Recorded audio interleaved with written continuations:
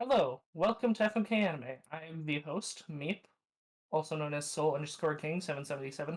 You can find me there on Twitter, where I repost porn, and pretty much that's all I do. Not gonna lie. Uh, I'm joined by my co-hosts, Makan and Delaron. Say hi, you two. Hello. Hi, you two. I'm glad that one rolled over just as nicely as I hoped it would. Makan, where can they find you? In the woods, or currently just at home dying from whatever damn disease I have. Shouldn't be the coronavirus, but fuck do I know at this point. Well, shit. Um, yeah, It's just a stomach flu. yeah, I'm still sick. It's been an experience. Apart from that, when I finally go insane from staying inside and doing nothing but sleep and do literally nothing, you can find me probably running through the streets butt naked or on Twitter reposting random shit I find. Running through the light. And as always, you guys can catch me here and everywhere over at Dalaron Quest. That's Dalaron Quest. Happy to be with you guys. I'm excited for this week of anime. We had some good stuff, we had some bad stuff.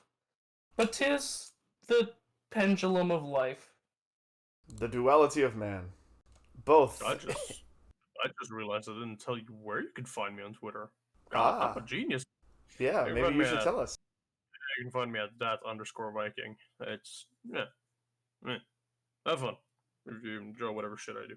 Find him, raid his village, and find his longboat. As always, you can as always, big thanks TFS for allowing us to do this project. And as well, this FMK Anime is where we watch a list of anime each week, and at the end of the week, we can cut one. We decide whether we want to continue the anime by giving it a nice, throbbing eggplant, or if we want to, cut its throat and tell him just that he should stick to other VR games. But let us start Why did that with sound so fucking personal?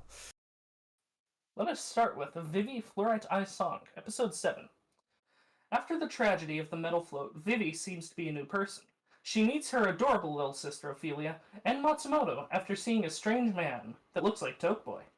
After intense questioning, Matsumoto tells her of her past and that she was quote unquote rebooted after having killed Seiki, and now they must stop Ophelia from committing suicide. So, I want to preface this. I have a feeling Matsumoto isn't telling Vivy the whole story. Probably. Of course, I you fucking is it. I'm pretty sure there was something more, and my current theory is that Vivy asked Matsumoto to reboot her because she couldn't handle what happened. That Probably. is my current guess. Well, I don't think he lied about her having a fucking fatal system error. Because, that makes sense for her to have when the shit hit the fan as it did in the last episode. Yeah. Yeah, Although that last still haunts me. That of it, her it does. looking up completely broken, like mentally. Uh, Was anyone creeped out or suspicious with how diva like Vivy was being this I episode? I'm not gonna lie. I love Diva. I didn't like her at first because I'm like, oh, you fucking fake pop star. Like she's just being like facetiously like, oh, kawaii, like pleasant. I thought it was all a show, but like seeing her interact with Matsumoto, I'm like, no, she's actually just sassy and peppy and just spunky. I like Diva a lot. At the beginning So of the what I'm saying is at the beginning of the episode I wasn't too hot on her like new personality, but by the end of the episode, especially with her sticking it to Matsumoto multiple times, I'm like, yo, this is rad. I like her a lot.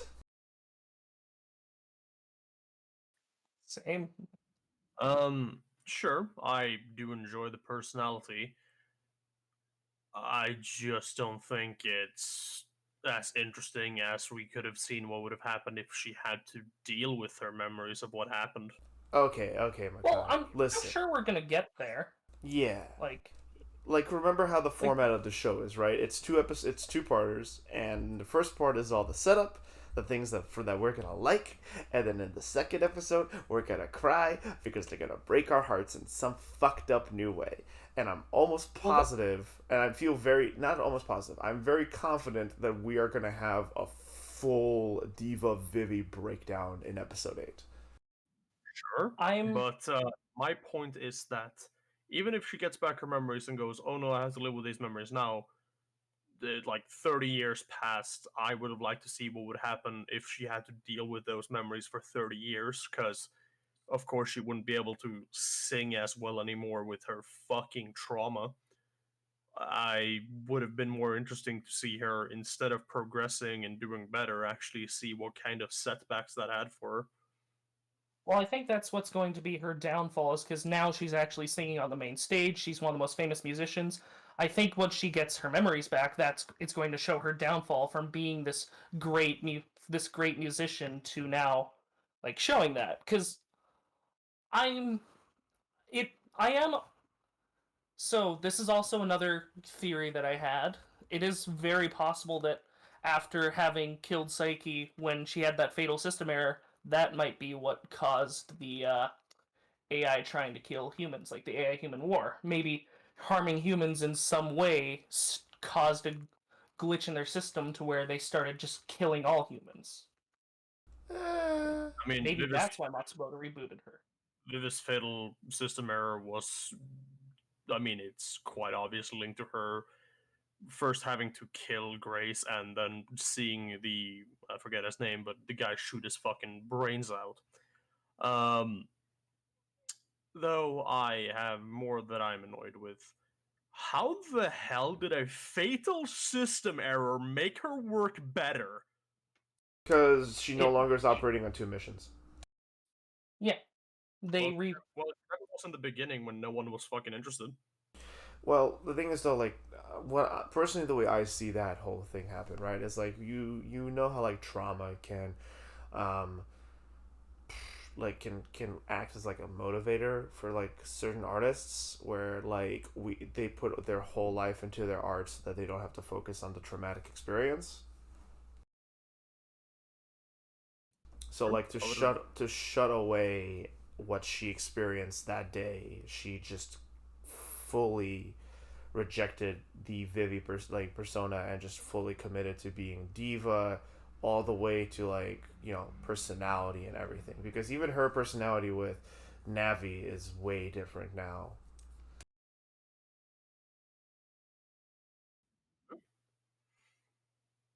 It's the gripes I had with how they did it. I thought it would have been way more interesting to explore what would happen to that. I mean, if they actually had her remember what it is and repress it instead of it being completely deleted from her memory back with only the Well, it's not. scraps of It's not, yeah, right? with It's yeah, not 'cause completely deleted because she quoted Estella, she quoted Beth, she probably even quoted Grace, but I didn't catch the reference.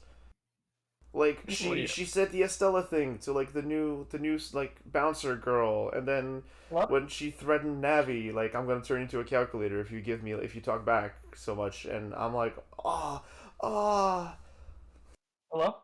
hello. Okay, I don't know what was happening there. I was trying to speak up. I was just gonna say, assumedly, this is how Vivi was in the original timeline. Like that's just my assumption that this is closer to her personality in the original timeline because she was rebooted and essentially started from zero, I should say. We know how Vivi was in the original timeline. In the original timeline, Vivi wasn't. She was taken offline because she didn't perform well enough. No, I thought she was put in the museum just because. Yeah, Yeah, she was taken offline and put in the museum. She or was inactive. specifically off stage. Yeah. Hmm, hmm. I actually I really like this episode as far as setup episode goes. Setup episodes go. I thought it was really good. I'm interested to see what they do with this setup because I feel like they're leaning into they're going instead of having her fall from like midway grace. I think they're going to set it up so that she falls from complete grace. We'll see. Like Well, Grace is dead, so. that's you know what I mean. Like she has everything now. I think they're setting it up so it's more effective to see her lose literally everything. But hey, who knows? Maybe we'll get a happy ending this time because No, we she's going won't. to. They have to save Ophelia from I killing. Well, Sure, again, remember the whole situation in this show is that like the mission never is what it originally or like at first, yeah, originally seemed to be. Same thing with Estella and Beth. Same thing even with Grace. Even though like we called the twist of like Grace is the core of she's the mother computer. But yeah, I love how smug Diva is and how I wrote I can't wait for the crash, but I can wait. I can wait for the crash. I'm enjoying this. So I have a theory on that actually, with well, not theory, but a guess with what the tragedy of this mission is going to be. I think Vivy might be the reason Ophelia is going to yeah, because we saw how. So it's this is purely with the way this scene was cut for me that made me think this. Was Vivy going, okay, that was beautiful singing, Ophelia. Now watch and learn. And Yeah, that she's was the first couple words, then it cuts off. I think that might have to do with it. Just with the way they framed and cut that scene, that seemed very intentional. yeah. say that, Diva was kind of but bitchy in that scene. Go on, Makan. she was. But if you paid attention to Ophelia in that scene, she was very sad looking and generally disheartened while walking off stage, but actually cheered up a bit when Vivi talked to her, or Deep, I should say, because she's not Vivi anymore. Um, so I mean, if anything, think she already has issues with herself to begin with. Oh, massively Maybe there. so. Yeah. Yes, Yeah, I don't think there's gonna be like, oh, Viv is better than me. Time to fucking put this EMP grenade in my mouth. that's boiling. Okay, that's boiling what I meant down. It's there are people out there that get genuinely disheartened and heartbroken seeing people succeed where they think they fail. Even oh, they're really good at that. There are people that get Yeah, genuinely that's heartbroken miserable. over that. Yeah, That's that miserable. you're boiling it down a bit too much there. No, I think I agree with I Makan. might be boiling it down, but it's essentially boiling the same heat of water next to the other one, just with less fancy words. Um, I do want to say though, All right, boys. All right. Let's my personal opinion, let's play nice. Ophelia kind of better than Vivi. Singing wise, I think so. Yeah. I think it I made personally, out the show made her out to be incredibly talented. Like I didn't really understand. Like everyone was like, "Oh my god," and I was like, "Oh, okay, show. I understand that you want me to be amazed by this person, so I'll go with it." But what happened? the singing was beautiful. I personally prefer Vivi's singing, but that's just because Ophelia's singing hasn't had time to grow on me. So, hmm.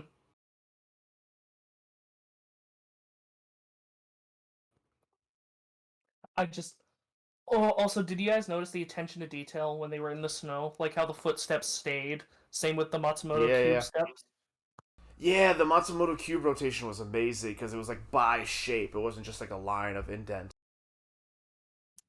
I like that. I mean, they didn't keep the tracks for more scenes, but that's understandable. Who the fuck has time to animate that? I I'm just genuinely intrigued to see where they're going with this plot line in specific. Because after this one, I'm pretty sure they're going to go into the. Because I'm assuming we're after this, we're gonna have another jump, and we're gonna go into the last quote unquote plot line dealing more with the war.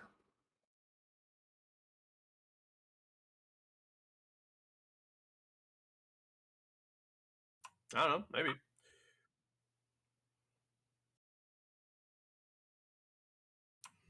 I do have to say something that came to mind really. Um, sure, they've had some success in their missions, but apart from the first mission and Metal Float, I guess only the space station, then that wasn't really a success because it still crashed.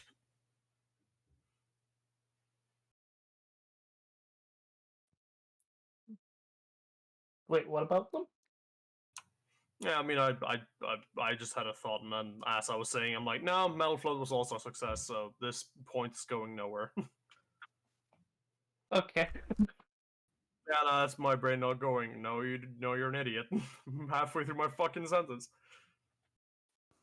Let me see. What other notes I put? I as much as I do love Vivi's new personality, I do also, or I should say, as much as I do love the diva personality, I also really like the Vivy personality. I'm intrigued to see what they do with that. Whether or not when she gets her memories back, if she has two different personalities, or if the personalities blend together. Because this has been the biggest jump we've had so far. They jumped 40 years, and assumedly Matsumoto has been. I'm assuming Matsumoto has been working in that time frame as well, because obviously he was like, "No, I'm not going to get you involved. I have no need for a songstress." So assumedly he was also performing his mission in that time. I mean, Matsumoto's always up to some shit in the background. But I do believe, like in episode 3, he was just like, "Oh, I went offline until this specific date because this is when I need to come back, and this is when our next mission is up." Matsumoto's also, I think, fucking weird, because before he was like, yeah, I don't care if you don't want to do this, we're doing this. And now he's just like, no, you don't said you don't want to, so I'm not gonna let you do this. And it's like, what the fuck happened? That's This kind is of so why. out of character for him. That's kind of why I'm like, Matsumoto isn't telling the whole story. Vivy may have went Terminator after that happened. Maybe he went the power of friendship. She my friend now. I mean, I think there was a moment where Matsumoto and kind of Vivy establishes mutual respect, even though they had like their very obvious differences between them. There was like a level of mutual respect kind of established in the last arc. So Yeah, when Matsumoto finally calls Diva by Vivy, but I also do think that he doesn't want to get her involved, partly because of what he might be hiding from her. Because, again, I don't think Matsumoto is telling the true story. There's no fucking way. He's being shady as shit.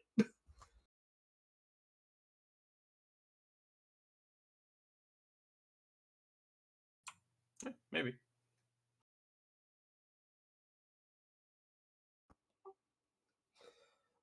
I don't really have much else to say about this episode. I did genuinely enjoy it, though. I have two things to say.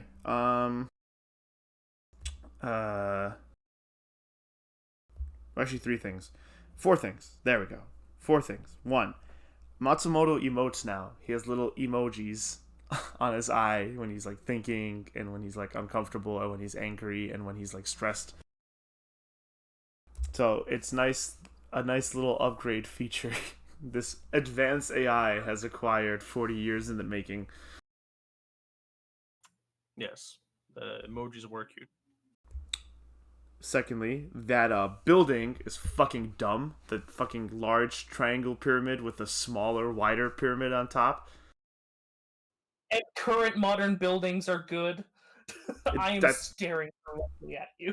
that. Yeah, it's the modern architecture garbage heap, if anything. I didn't even bat an eye at that. Yeah, I looked at it. I'm like, this building is stupid. Like a bird hitting the center point of that would just tumble it. All right. Again, I point to modern architecture. Yeah, no, I understand the modern aspect of it. I just thought its design is stupid. And I'm just like this. Like I'm like, oh, cool, there's a spire, and then it goes back up. Anyway, this is just a nitpick that I thought would be a laugh. But the actual 2 points I want to make is that like we didn't really talk about Ophelia much. Like she's so adorable and cute and so sad and so like anxious, quiet being. And she's like she seems so nice, and I don't really understand her background. And she was like, I learned singing from my parents. My parent was a song AI. And I'm like, oh, interesting, okay. And why is she naked? Why is she practically naked? You're the second person to bring this up, and I never noticed that. And of all Why? people, I would have noticed that. Because she's a child. Why is she practically naked? Well, That's fair enough. I mean, I was too she's a busy. robot. I was too busy with my eyes glossing over, like, oh yeah, you're cute and all. Can't wait to see how the show kills you for express sadness. Yep. I, I really don't think they're going to kill her off this time. I think they're going to save her because That's something new. You don't think, or you hope? I don't think. I think with the way this show has been setting things up, this is going to be the first time. Because here's my thought line. Vivy, the last thing Vivy ever, like the last traumatic experience Vivy ever went through was her actions making someone kill themselves. I think it's going to be very thematic if this time she stops someone from killing themselves. And I think the show is going to go for that. You say that, but the show set up that everyone that's even remotely kind or nice or cute, it's fated to fucking die. There's a little thing called subversion of expectation. They've not been doing that. Doesn't mean they can't start. They were, So, for all we know, they could have been doing that to. For all we know, that could have been partly to set up that we'd expect it this time. Again, we don't know how things are gonna go. Like we have our expectations of how it's gonna go, but I legitimately think they're going to end up saving Ophelia this time. I hope. I mean, our expectations based on what the show's done in the past, so yeah, Ophelia's gonna fucking die.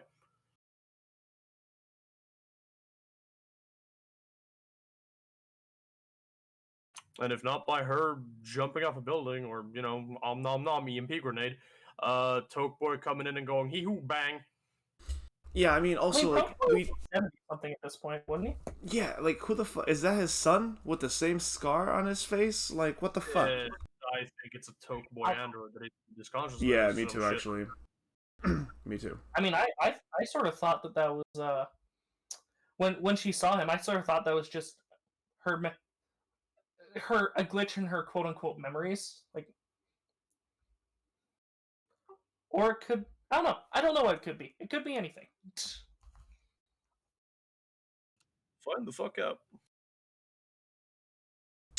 Yeah, I personally just think that, like, with every fucking situation in this show, well, actually, I mean, Toke is involved in fucking everything. I think Toke is one of the most blaring flaws of this show, Vivy Fluorite song, uh, because it's one of the most underdeveloped and unestablished parts of the show. Like, who the fuck are these people except for, like, AI haters and whatever this world's equivalent is of racists and like hyper conservative, like radically hyper conservatives, because we don't know their leader structures, we don't know who they are, we don't know, like, we don't see them having like insane connections. There's just a lot of implication that is like assumed the audience will like extrapolate upon, not extrapolate upon, not even, there's nothing even to, that's the thing, there's nothing even to extrapolate on. Like, we didn't see them getting their gear,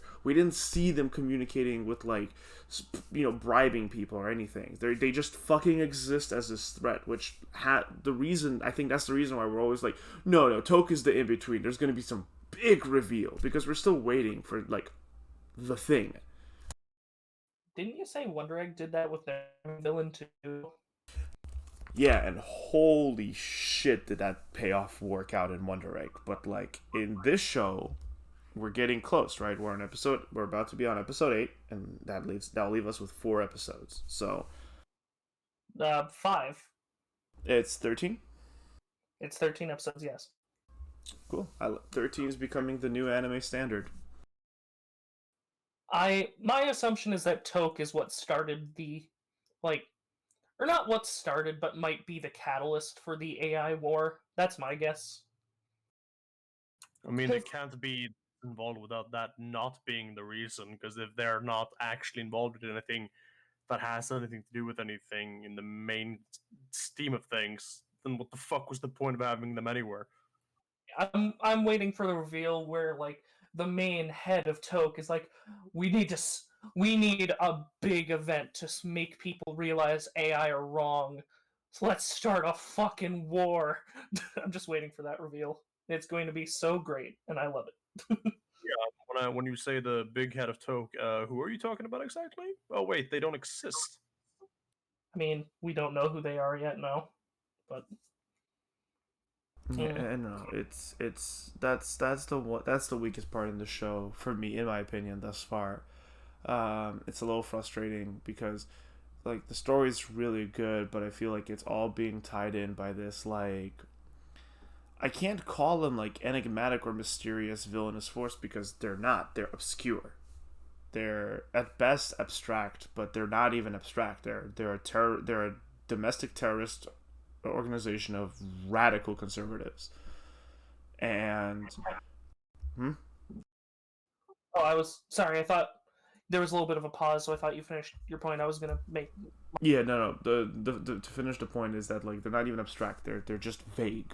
They're obscure. See, the reason I think that it's happening like this is so that we aren't hit with whiplash once like the AI war happens, and it's like, oh, but there was this secret terrorist organization cell that was pulling puppet strings this whole time. No, I think what it's been doing is showing us like, hey, these people get directly involved. They're radical, like they're willing to sink an entire space station for their views. Like I'm pretty sure it's trying to like show us that these are people who get involved and get dirty, so it makes more sense and more of an impact at the end when the big reveal of them starting the war is. That's what my assumption of them has Oh, been, and that's why I've been willing to give them. That's why I've been willing to give them like my attention. well, sure, but that's what you've surmised from it. What they've actually given us is that the first group in the first arc was willing to do a lot of shit, aka blowing up a entire fucking building to kill a guy. After that, none of them have really existed except Tokeboy and his goons who are willing to do shit. So about Tokeboy and 5 dudes that has been able to wrangle up each time, and no one else. There were more people. There's a whole like effort on the space station. It's just there What's they their didn't want to names? kill. What are their names? No one that matters except for Tokeboy. They don't even have names. No We, one in We don't Toke even. matters except for in the first arc, the first two-parter, where we had General Hohenheim, fucking Leo Berserker dude, and he took the fall for that terrorist attack. So now Tokeboy rose to shine. Sure, it might have been something like that. Oh, he's released from prison. Now he has this plan. But I mean, with his age and the time that's passed, he's fucking dead. Yeah, or anyone in You cut up me. yeah. I think maybe cut up.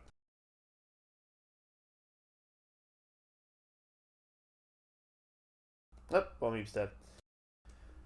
Uh, while Meep is dead, I do want to take a moment to talk about a scene that had a huge effect on me. Actually, I'll get back to that one. I'll make a one more joke comment and then we'll get to it. So, were you paying attention to Diva's performance in the opening this time around, Makan? Hello? Hey, Hello? welcome back, Meep. What I said when I cut out was that of course we're not going to know their names. It's a fucking organization that assumedly has multiple fucking people with funding. It's Meep, like come on, man. you're Really? you're really It's you're not anime, wrong. homie. It's anime. I mean, we know Tokeboy's name, even though we don't fucking respect him enough to actually use it. We knew the general's name.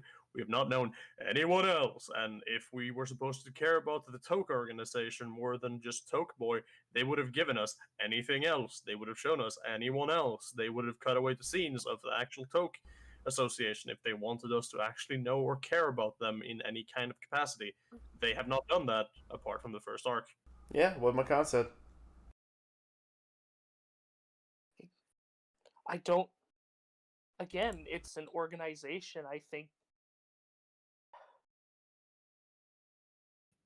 like If they don't tell us what the fuck the organization actually is, the point you made about them trying to actually have Toke in the show before the final thing happens, so we don't get blindsided by Toke did release the AI war. Well, we're still gonna be blindsided by it. Like, okay, how did you do it? Well, you don't know. well, it's showing us that this organization exists and that they get involved and get dirty. It's like Have they? what- What have they shown us about yes. the organization other that they possess military power and that they attack? they've shown us that they can acquire. To know about a terrorist organization. Yes, but the terrorist organization seems to be Tokeboy and whatever pals he can scrounge up that week. Well, Not that's really. that's not it. They obviously have a presence. They're in the world. They're recognized as a threat throughout history. They're remembered as like this catalyst of like the force, like the poster child of people who are against whatchamacallit, AI progression. But the point still stands is that like for this great ominous threat and this our single most prevalent point of antagonization apart from Matsumoto and the conflict itself that occurs each two-parter, uh we have nearly nothing of Toke. Like we know nothing about them. What are the names of all of Bradley's nameless soldiers in Fullmetal Alchemist? That's my point. Like We have Fuhrer King Bradley. We have all the Why? homunculi. In Fullmetal Alchemist, you know who your villains are, so you know what to like root against, and you understand the other side of it. It's a show; it's not real life. We're supposed to be shown both sides. In this case, you don't get shown it until 20 episodes in, and we're Yeah, but 20 Me- episodes out of what is this out of straw man? 50. Yeah, exactly. Okay, look, Harry, if you want to make that comparison, 20 episodes out of like 50 episodes. How long is Full Metal Alchemist again? Long. it's Yeah. it's like 40, 48, I think. Okay, so 20 episodes out of 40 episodes is halfway. We're halfway through Vivy. They should have shown us something at this point. Like, I just think you're getting really hung up about something that's. We're not getting hung up on It's it. just You're not dying at the on this point where hill. It's just not at the point where it's going to deliver yet. Okay, but at this point, since it's not at the point that it delivered yet, I'm saying I feel like this is a point that the show is really lacking in. But aren't you the one that always says don't judge a show and what it doesn't do? I feel like you're judging it harshly on what it doesn't do. Okay, fair enough. But I'm okay, I can see where you're coming from in that position. So to that I say, like, to clarify, I'm not saying Vivy's a bad show and that it is wrong. I mean, it might be wrong for doing this, but what I am saying is that I myself am finding this aspect to be like lacking, insufficient. And that's fine. I'm just explaining why I've been enjoying it. I'm excited to see the payoff. I want to see how it does it. This show has been really good. This show has built up a really good trust with me. I trust the show is going to land the payoff. Yeah, I mean, I trusted that the show's built up a bunch of good faith with me too. By the way, Full Metal Alchemist, if you're going by Brotherhood, it has 64 episodes. Original Alchemist has even more, and I think it's true. But at the same time, like it feels like you're dying on this hill, man. It's just like you're reaching, homie. You're like going for like, oh, but Full Metal Alchemist, like come on. You're saying like, oh, it's an organization. We shouldn't know who it is. It's a show, my man. It needs to have that level of like exposition and established story. I was saying it's an organization. It's going to have grunts that aren't important. Yes, and me and McConnor. Yeah, go ahead, McConnor. Yes, but sure, it so has grunts that gets destroyed and everything, but the organization should also have more than one, arguably two, important figures. Oh, I think we're gonna get there. Yeah, I'm saying I want us to get there already. Like because you said like, yeah, go ahead.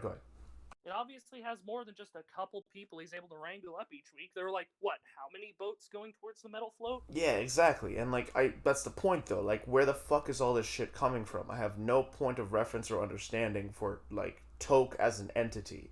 And you say like don't judge a show by what it doesn't do. I'm like, okay, so instead of phrasing it as like the show's not giving me enough about Toke, then I will say by what the show's done. This show, at this current juncture, has an ambiguous antagonistic force known as Toke that I know nothing about, and whenever I think about that, like, I don't focus on it, but since it's involved with every single fucking episode, eventually my thoughts do arrive at Toke, and at that point I'm just like, huh, who the fuck are these guys? And I'm almost certain the last 5 episode arc they show us is going to deliver on showing us who they are, what they do, because I'm almost certain that it's going to be I'm almost certain that they're going to have to stop them from releasing this virus or whatever it is. Because I just hope that Toke isn't like turned into the good guys in the end. Like, we have to team up with Toke to stop the AI like corruption. I mean, don't they've think already so, 'cause they've already hinted at it. in the opening we see Vivy and Tokeboy fighting, so I highly doubt it. Okay, But well, Khan, yeah. that's the opening. That doesn't say shit. That might just be a scene of like, oh, Talkboy are fighting because they did that in like episode 3 or 4 or whatever the fuck it was. Like, Two. But like in episode 6, yeah, in episode 6, they talked with each other, and she said a word that made him go, "When I was child, sometime we played piano," and now he has a heartfelt throbbing for her and is that willing to help her if she Well, asks. that's a little that's hyperbolic, but I understand that's part of the joke. that's one person out of an entire terrorist force. And It's the Meep, entire terrorist force. yeah, That's like Meep. Again, to remind that's you of our issue with this is that he's the only one we know of Toke. So he is the point of reference of Toke as of right now. yeah, but Befriended the only person with a name. She's befriended everyone. saying that he if he turns good, everyone's gonna turn good. That's a bit of a fucking reach. You're hurting yourself with that reach. Well, that's the thing. I'm not saying that he's going to turn good. Like, that's a problem. It's that they're going to like team up with Toke because like, oh, Toke had the right idea all along. They were just doing it the wrong way. Like, for fuck's sake.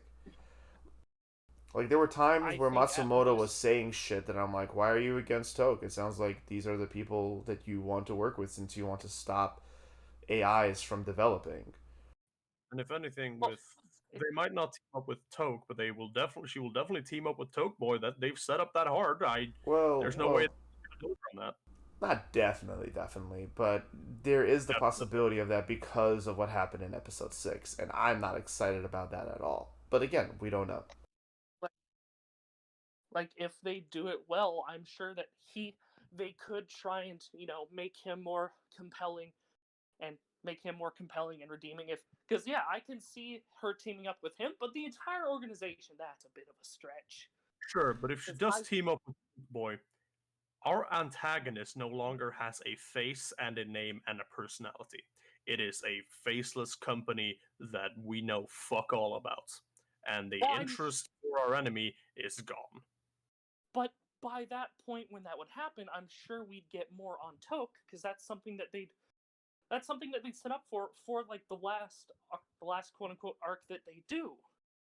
And Well- you say something more about not judging a show for something it hasn't done. So stop praising a show for something it hasn't done. I'm saying that of where the show could go, and I'm saying that's why I'm willing to give Toke the mile. I want to see where it goes. Yeah, Meep is feeling optimistic about what the show's going to do with Toke, while we've kind of had a more, apprehensive or at least tepid reaction to them. Either way, we don't know what's going to happen until it happens. So we'll just have to see what the show does if it survives the vote right now. That being said, there is one last thing I want to bring up before we talk about cards, and I think I'm just gonna say about it. I'm just gonna say what the scene was, and that I think it was fantastic. So that scene, up until that point, we've gotten Diva being Diva, hanging out, just like being her like sassy pop star idol self, and she's far more fluid. All of her animation is much more human. Even all the AIs that she meets, what was her name, like Margaret and Ellie, that are like setting up the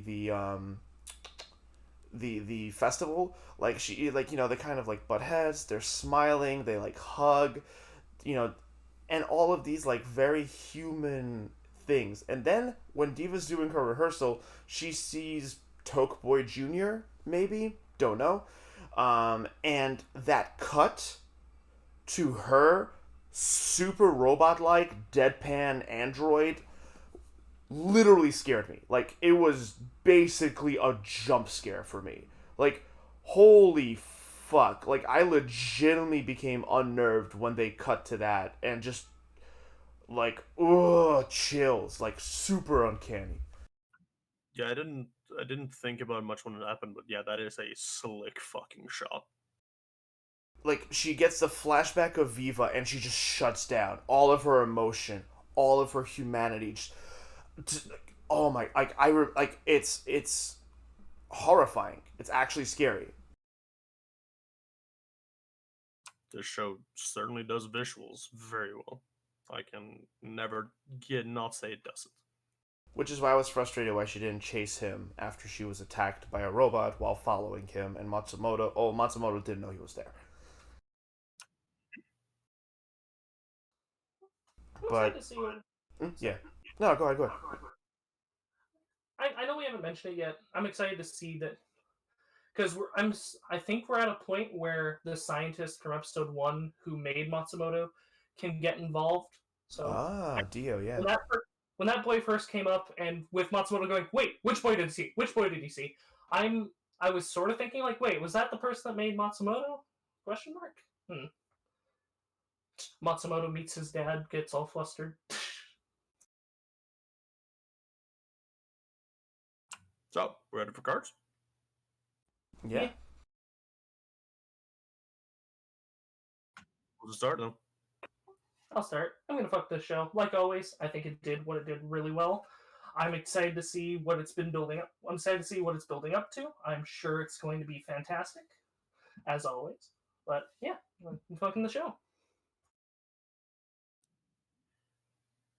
The show certainly has a lot of pretty music, pretty characters, some fancy animations, and some really well animated scenes. Though I feel like that is the only thing keeping up the facade of this show, as it does so much in the story that just pisses me off. And at this point, they're laying out the hook for the android suicide, which is an interesting hook for sure, but hey, I can see that pie you're holding behind your back. It's the same fucking pie you've hit me in the face the entire time, and at some point, I already feel like the clown with the fucking last pie you smashed in my face. So I'm not really ready for this next one. I'm gonna kill the shit. Okay, fair enough. I there was something we don't have time to talk and get into it, but I mean, my expectation is that you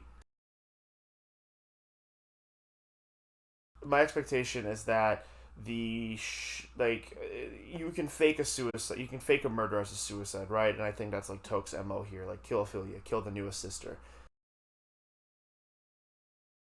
Besides, like, that fact aside, this episode was fucking wild, man. I was watching it and I didn't realize how much time passed, and I like was like, what? There was so much happening with Vivy and just the overall situation. Like, damn, I am super invested in seeing what happens next because last week I'm like, oh no, what's gonna happen to Vivy? And they pushed that off for another episode. I'm going to assume, but they did it really well. So it's a fuck for me. Like, I have my gripes with this show. I'm not gonna praise something just because it's popular, pretty, or well done.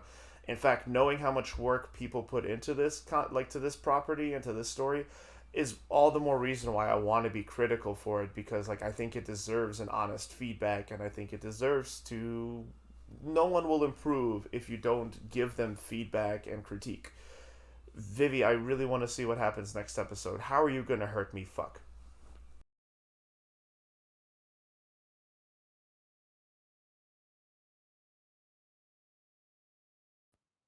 I I'll just bring this up quickly. I think I like we got a new opening to sort of symbolize that Vivi has changed. That was the way I read into the new opening as well. We I think Vivi's personality shift is a bit of a metaphor for how people can change after trauma. It's just done in a little bit of a backwards way instead of getting like changing in a more darker way to changing in a more I guess, lighter way, but I think the metaphor works all the same. Oh yeah, for sure. Yeah, fucking the show. But let's move on to Super Cub, episode 5. That's Shadow's house. Where's Super Cub? There we are. Reiko has moved out and lived in her cabin alone. She tells the story of how she worked a job on the trail of Mount Fuji so she could climb it with her cub, just like a bike enthusiast did once upon a time. Koguma wants to get her full license, and Reiko explains the curse was a lie. How the fuck does Reiko afford that house? Seriously, what the fuck does her family do? Also, I'll be right back and you ask my roommate to turn down her music. Where does Reiko get her funding, huh? Yeah, it's fucking weird because that cabin is so fucking fancy. But it is only like a one-room house, so You're upset because it doesn't explain where Toke gets his funding. Where does Reiko get her funding, huh? oh, Explain me that, Dale. it's not a fucking and it's not several military water and aircraft, so You know, in this day and age, a house might be more expensive. well, not in that day and age because that's back in the time when they had fucking flip phones. I just don't think Koguma can afford a smartphone. I don't think they have smartphones because I'm pretty sure Reiko also uses a flip phone. Didn't the teacher have a smartphone, though? Did they? I don't think so. I think he did because he was like checking his phone when he handed Reiko one of the or not Reiko, Koguma one of the like packages. Yeah, but what we've seen with Koguma's phone as well, that you can check your watch on the front of it, so he might have just been doing the same. Yeah, it looked like he was holding a smartphone. I mean, No, they're that on phone Google on laptops, so I'm sure they have that tech. Like any, also in Asia, like flip phones are still popular. Like Yeah, I mean, back when I had a flip phone, I could also go on Google on my laptop, so yeah. Well, I mean, yeah. Okay. By the way, it's my not- joke's still. Oh, sorry. It's the modern Google format, you know, the letters and stuff. That might be, I don't know. I didn't really focus on that. But also, like, I Either way. remember, like, shopping in, like, I don't know about Japan, but I assume it translates. But, like, when I was in Thailand and Taiwan and, like, a lot of other places in, like, Southeast Asia, they were smartphones, and then there were flip phones. And I was really, at first, surprised to see that flip phones are sold as, like, along the shelves of smartphones. And, like, a lot of people, actually, there's a number of people who don't want to have either their personal number on a flip phone, or they just don't want to be connected all the time that way. And also, like, school kids often get flip phones because it's just, you know, like, here's your first phone responsibility. It's cheap, it's affordable, the reception is just as good as on a smartphone. So I don't know. My original point being, where the fuck does Reiko get her funding? You can't explain that off by the government giving you money. Like her parents. Her mother. Her. So that one scene, I didn't have time to go back and check because I watched it while I was at the doctor's today. That scene where Reiko's having her flashbacks, was that her mother, or was that like a student saying like that's a cub that you didn't really get a motorcycle? The cub's more of a scooter. I think that was another student because it looked like they were in a classroom. Okay. For some reason, my brain interpreted that as her mother walking by and she was dressed nicely. I'm just wondering, like, are her parents rich? They must be rich, right? Unless that summer job pays extremely fucking well. Reiko does kind of have an attitude of a kid who is brought up in wealth. You know, she feels trapped. She wants to break free. Which, by the way, I love Reiko.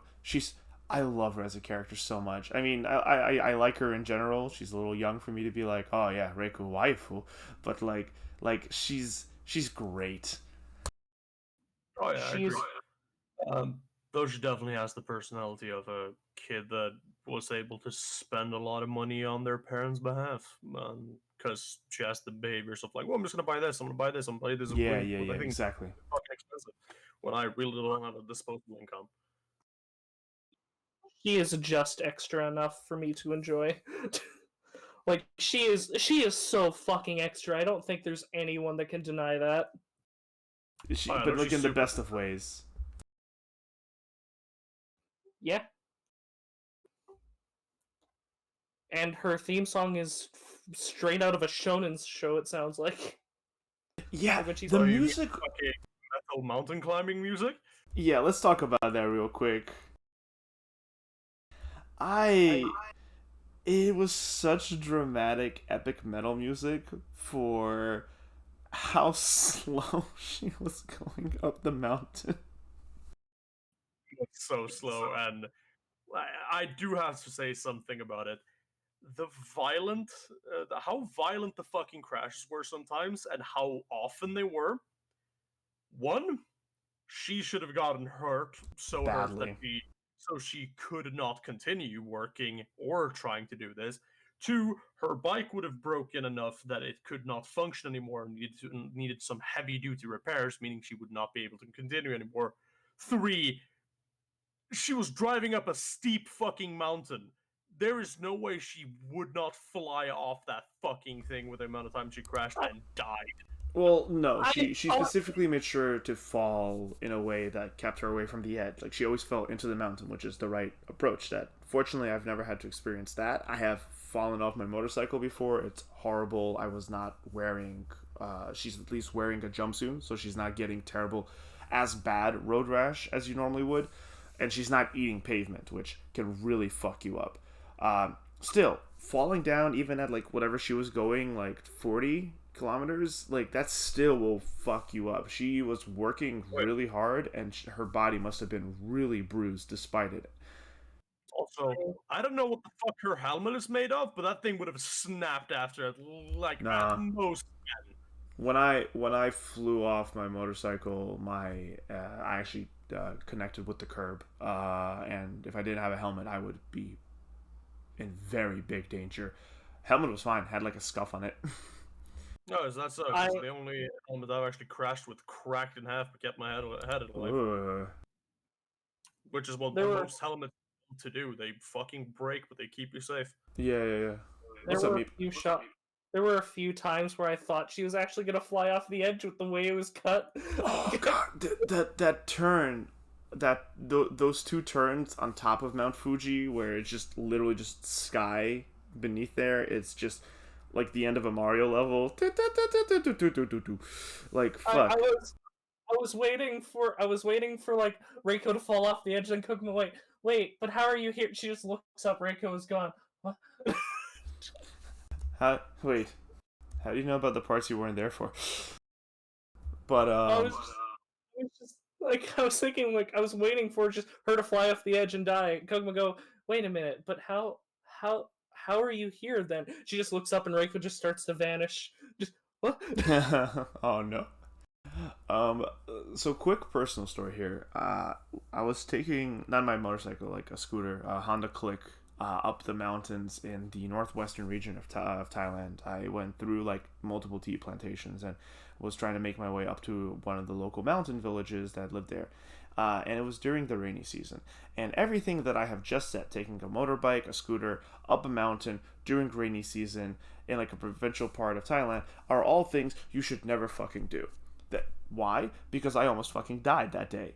Because there are no roads. There's a road, but it's not the way we think about it. It is literally a cut out like road into the side of the mountain, similar to how what Reiko was on, except even far more narrower.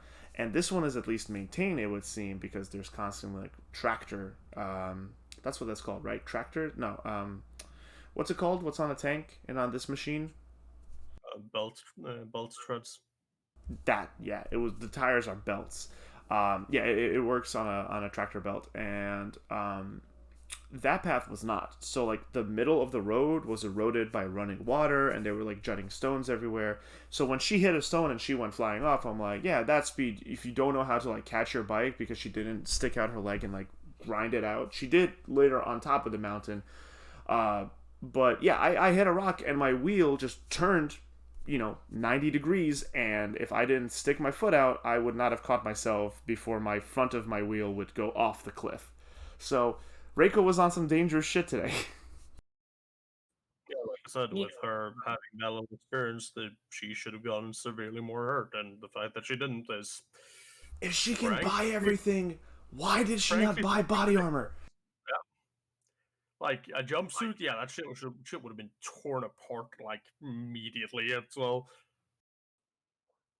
In before Reiko climbs it again, but this time with a parachute. I mean, honestly, a glider suit might save her life. When she fell down that slope, I winced. I physically recoiled and winced. I was like, Yeah. ooh. Also, okay, this isn't me going like, coincidence, but what are the chances that her boss just so happened to have climbed Mount Everest? Is that something that only like 20 people have ever done? Well, it's not Uh, Everest. It's Fuji. no, he climbed Mount Everest. Oh, was that what that was? Yeah, that was Yep. the picture he took with the people. And no, Meep, there are so many people who have climbed Mount Everest. Yeah, to the Yeah. point where Mount Everest is just like the top of the mountain is coated in human garbage, like trash. Yeah, you Like, you can get up to the top of Mount Everest and then you stand in line to take a picture. well, No, I don't know I about that. it's been documented thing. From what I've heard at least, but whatever. That doesn't matter. I don't know shit, so I'm not gonna act like I do. But I think the only reason she got the job is because she said, "I want to climb Mount Fuji on my back," and he's like, "Yeah, I can respect that." Yeah, I, like yeah. I'm not going coincidence. I'm going like, what are the chances of that though? I mean, I think Not that's high. what the setup is, right? Because it was all like, oh, like one guy, like it's impossible, and then I think she was like, I. It's nice to see Reiko be fallible, right? In the end, we see her actually kind of lose confidence, and like like it's just like even then she's still very not eclectic. How do I put this? She's still very upbeat, very like excitable, and very like headstrong. But even she's just like, well, not like I can do it. It's impossible. And then Koguma is just like, I said it's silly and stupid. I didn't say it, but I don't think it's impossible. And she's like, yeah, you're right. There was one guy that did it on a cub, and I'm gonna be the next one. And I would not be surprised if her boss was that guy. Also, the fucking hyper sass from Koguma. Mine would have made it though. That was great. That was great. Where did that come from? Koguma had so much fucking confidence this episode. Yes, me. I bet the end of the show is going to be Koguma and Reiko climbing Mount Fuji on their cubs. I'm betting. That would make sense for this kind of show. What anime was that when the girls go to Antarctica? Place further than the universe. Yeah, that like we just get that except with Super Cubs to Mount Fuji. Oh, that was back. That was back when Madhouse. But yeah, Makan, I completely agree. Like it's Koguma. Like she stayed the night. She was this little cocoon in her like sleeping bag, and then in the morning, she like woke up. Like it's Good. Then everyone left and for fuck's sake, me. joined Mappa.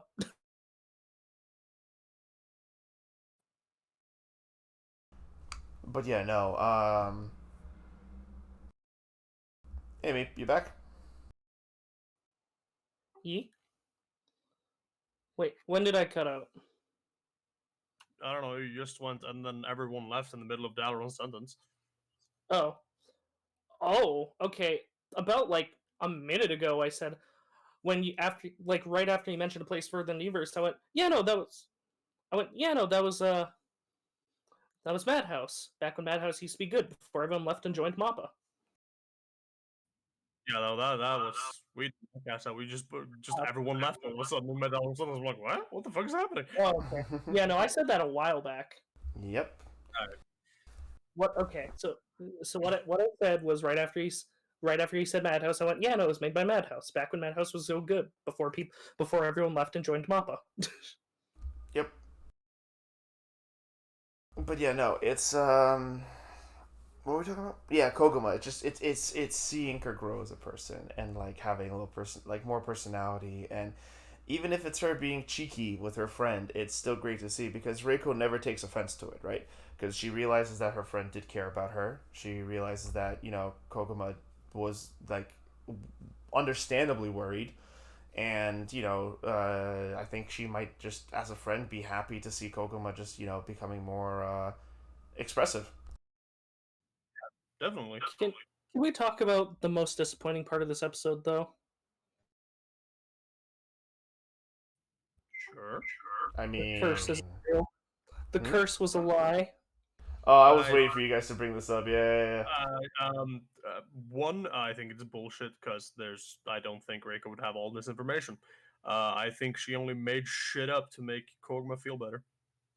Nah, I can't agree with that. I think you guys are on a bust. You guys, yeah, your story bust here because it's like Koguma's a huge cub nerd, and of course she would look up this like local legend and myth of the cursed cub, and I think it's a hilarious way to execute to like just absolve this like ominous rumor with just, oh, by the way, like no one, like half the people didn't die. Like one person did die, but that's because he got fucking drunk, and you're not supposed to drink and drive. That's what happens, kids. Don't do it. And second of the other two, which is like one guy's like dead and skipped town, and the other was a priest who got disgraced. And Kokuma's was just like, yeah, I guess no one. I guess it was just a big myth.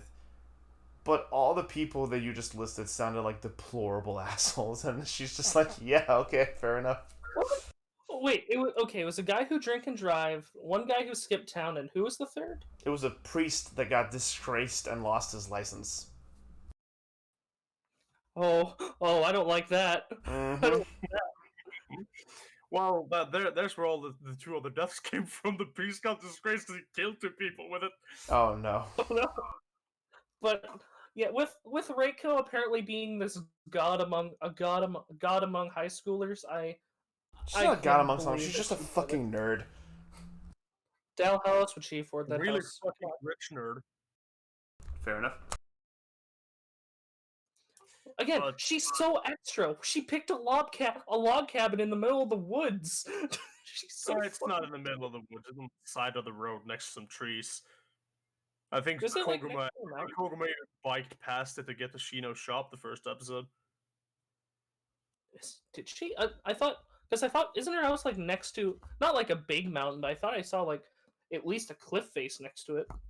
Well, sure, they're in a town that's surrounded by mountains. We've seen mountains all over in every like screenshot, every like scene shot. It's kind of like a valley village. Um, I also wanted to bring something up. I did not expect Koguma to enjoy coffee. Yeah, that was pretty unrealistic. She should have spat it out. Because I mean, she denied tea. I'm like, all right, well, just drinks water, huh? And just like, no, enjoys coffee instead. Well, why didn't you ask for that instead last time?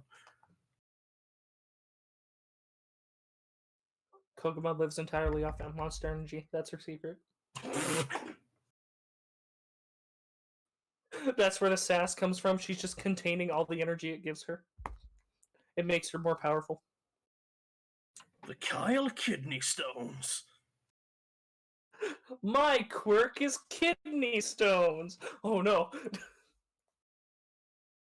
All right, we've chatted for quite a while. Do we have anything more we need to cover? Do we even have anything else to say about this episode? Yeah, That's I what I'm don't asking. think I don't. I wanna climb Mount Fuji on a bike.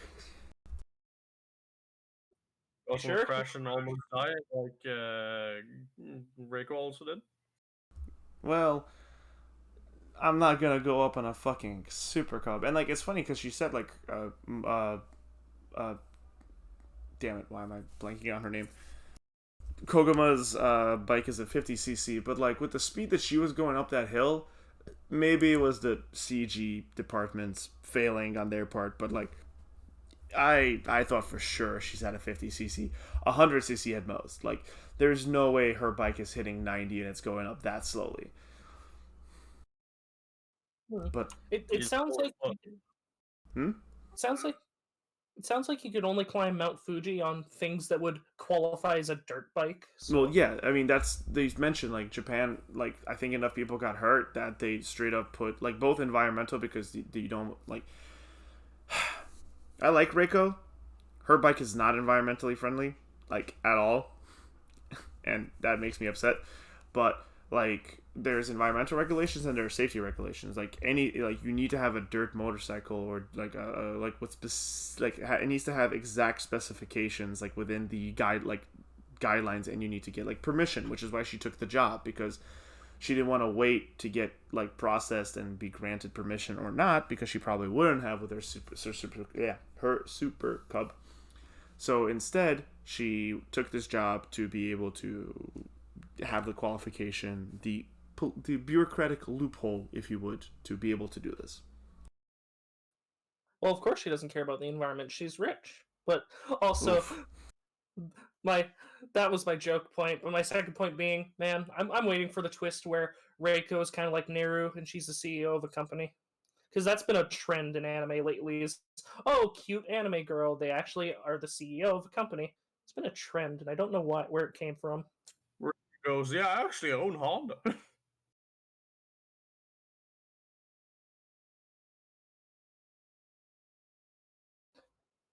Gal, you got quiet. I just remembered there. I found it. Be right back. I'm here. I'm listening. I want to get the screenshot to put it up because so pretty. I see. You also zoomed in again. But yeah, I'm ready for cards now. If you two are. Before we hold up cards, that sunset shot at the end, or sunrise, I don't know what it was, but like Mount Fuji with the with the red sun and like the water perfectly reflecting it, and then panning to, and then the next shot of like Reiko standing on the trail watching it. So good, so good, so fucking good. Yeah, that's delicious. Wallpaper, just boom, right there. In fact, I think I might actually rip that to. I'll take a screen cap and use it as a wallpaper, because goddamn, if that was not just the most prettiest fucking thing I saw all week.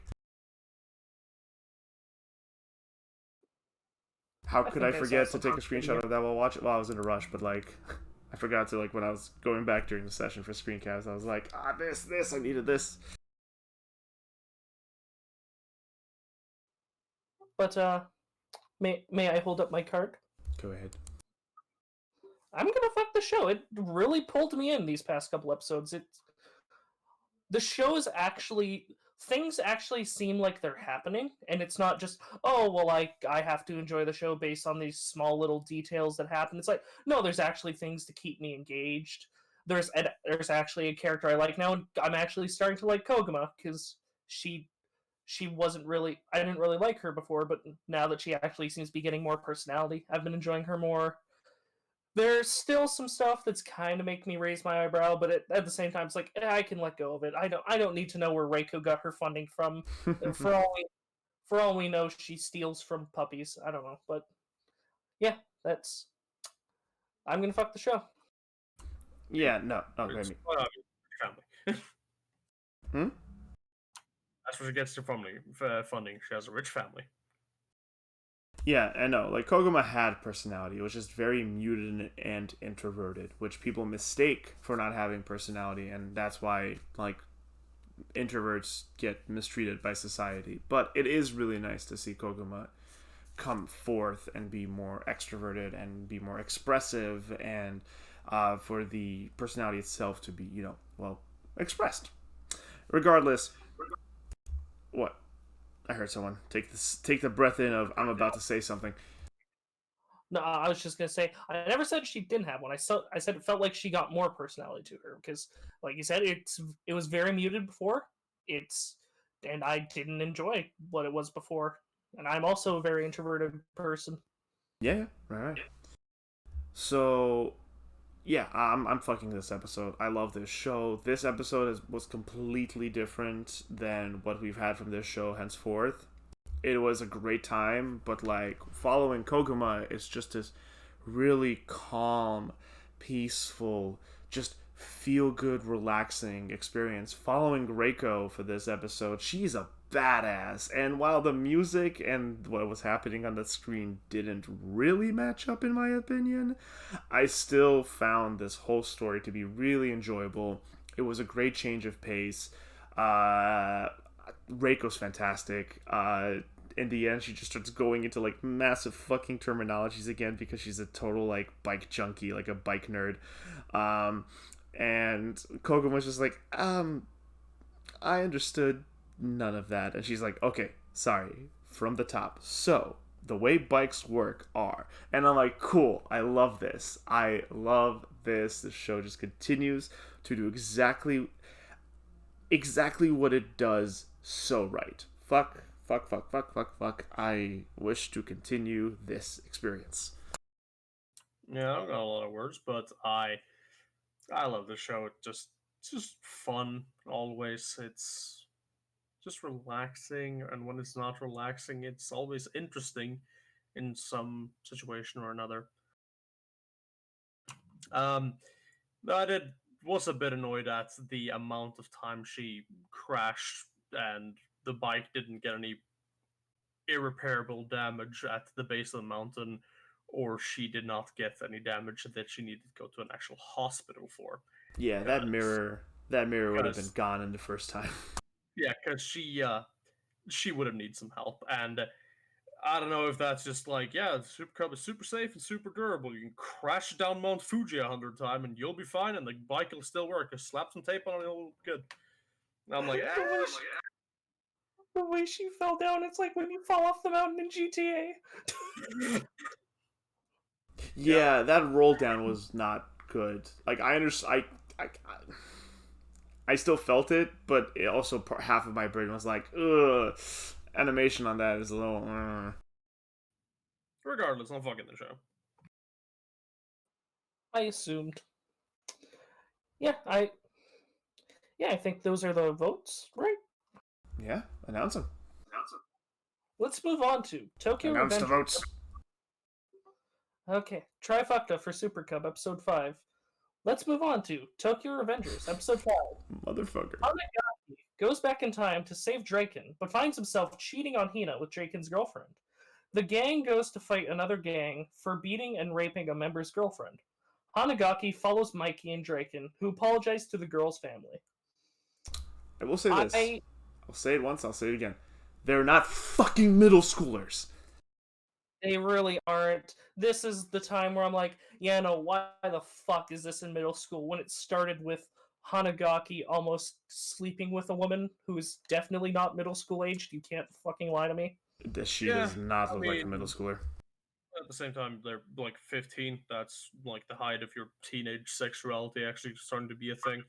And the people who you were beating the fuck out of a dude who raped his girlfriend and beat up his parents and family, those are borderline adults because they are 2 generations older than them, which means they're 17. Yeah, no, I'm talking about Hanagaki with Draken's girlfriend. That's what I'm talking about. Yeah, and I'm still I feel like, okay, why? Oh, that scene, sir. Like, I was talking to someone, they said that scene served to show, oh, hey, your past self is still being a piece of shit. And I'm just sitting here like, yeah, but you could have showed that in any other way rather than him with No, someone I else's mean girlfriend. it worked because it that kind of shit does happen, and like he's a young dude, like he's like horny, like it makes sense why his past self would fall for that, right? Because Yeah, It I makes mean, sense.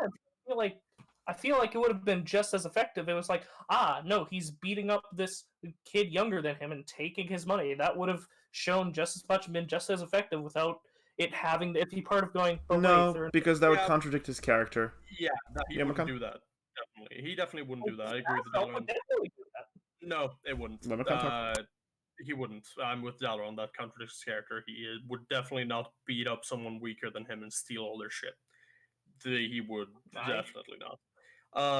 And I wouldn't say it's signifying him being a bad person. Actually, if anything, that signifies his old self still being weak-willed and easily manipulated. Because as Draken's girlfriend also revealed, she was the one who instigated it and tried to get him to do what she was trying to get him to do, only to get a reaction out of Draken, who barely fucking reacted.